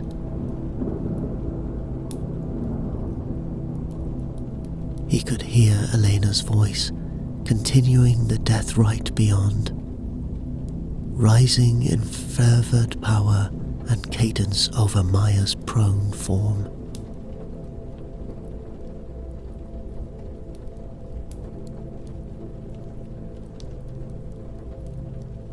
Eventually, Leo stood outside the broadcast theater. He threw the doors wide open with a resounding blast. Stage lights blinded his eyes for a split second before the scene resolved. Elena conducting lethal magics before a bound Maya and multiple cameras, guards reacting in alarm at Leo's sudden appearance.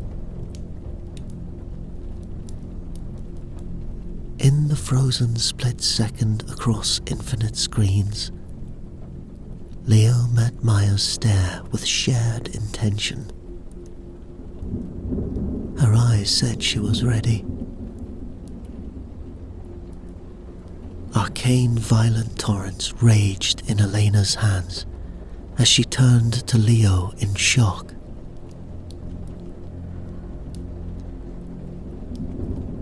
Her lethal spell interrupted mid-cast.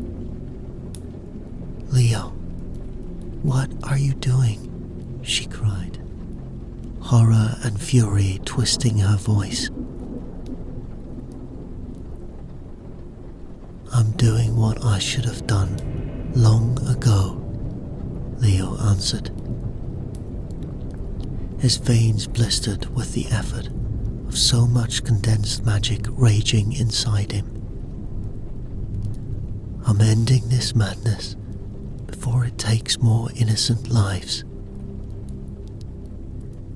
He flung a negation spell as Elena regained her focus, trying to reform the deadly spell.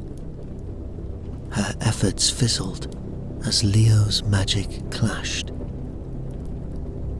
As this happened, Maya broke free from her strains, dodging the attacks from Leo. "Please, don't Don't make me hurt you, Elena.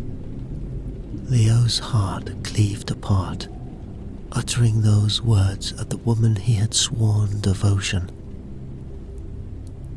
But his soul knew his true duty now. The realm was at stake. In answer, Elena's face hardened with conviction. If Leo wouldn't stand with her willingly, she would force his hand, remove this betrayal permanently. Let their dissolved love fuel the national purge in front of all. She sliced a spell through the air, unleashing a bolt of energy meant to cut Leo's life short. In the frozen moment, it flew, aimed straight at his heart. Memories cascaded through Leo's mind. Their first kiss under autumn leaves. Elena in her wedding dress, walking towards their joined future. Her sleeping face on his chest as they shared whispered dreams in the dark. The blast struck home and glanced aside, redirectly, barely in time, by Maya's own warding gesture. He stared down at his still standing body in dismay, then up at Elena, now preparing a second death blow. Maya cast spells at the coming guards, defending their position. All past joy and pain streamed across Elena's beautiful face, transmuted into cold wrath by tyrannical belief. She was lost to him now. There was only one way this could end. Tears scalding his face, Leo unleashed his gathering power. Goodbye, my love, he whispered through the chaos. Their eyes locked across the abyss for one final shattering moment. Then Leo attacked with lethal intent. The cameras broadcasting it all. Leo's blast of energy struck Elena squarely, slamming her backwards as her half-formed spell dissipated.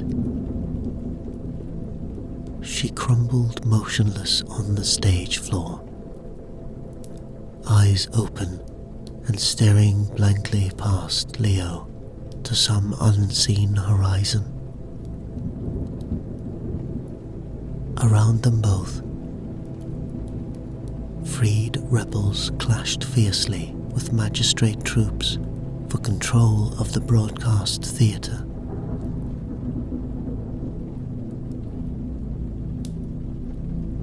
Leo knelt frozen beside his wife under the bright lights, barely registering Maya deflecting spells aimed for his exposed back.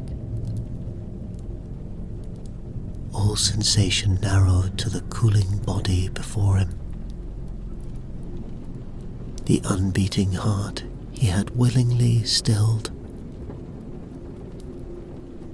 Leo clasped Elena's limp hands, weeping openly. He was a hunted fugitive now, cut off from the citadel, from sworn duty, from all he had known. Yet the realm itself stood poised for change at last by his deeds here today. A hand on his shoulder, Leo looked up into Maya's battered, understanding face. "It's time," she said gently. Behind her, their rebel forces had cleared the way. Freedom awaited if they moved swiftly enough to grasp it. Leo took a ragged breath and nodded. He bent to kiss Elena's forehead one final time. He straightened and turned away slowly. Leo cast no glance back as he strode from the stage, the realm-wide live feed showing the rebellion in real time. At his side moved Maya, guide, ally, redemption. Before them stretched the dim threshold into an unknown future as they made their way out of the citadel amidst floods of flying spells.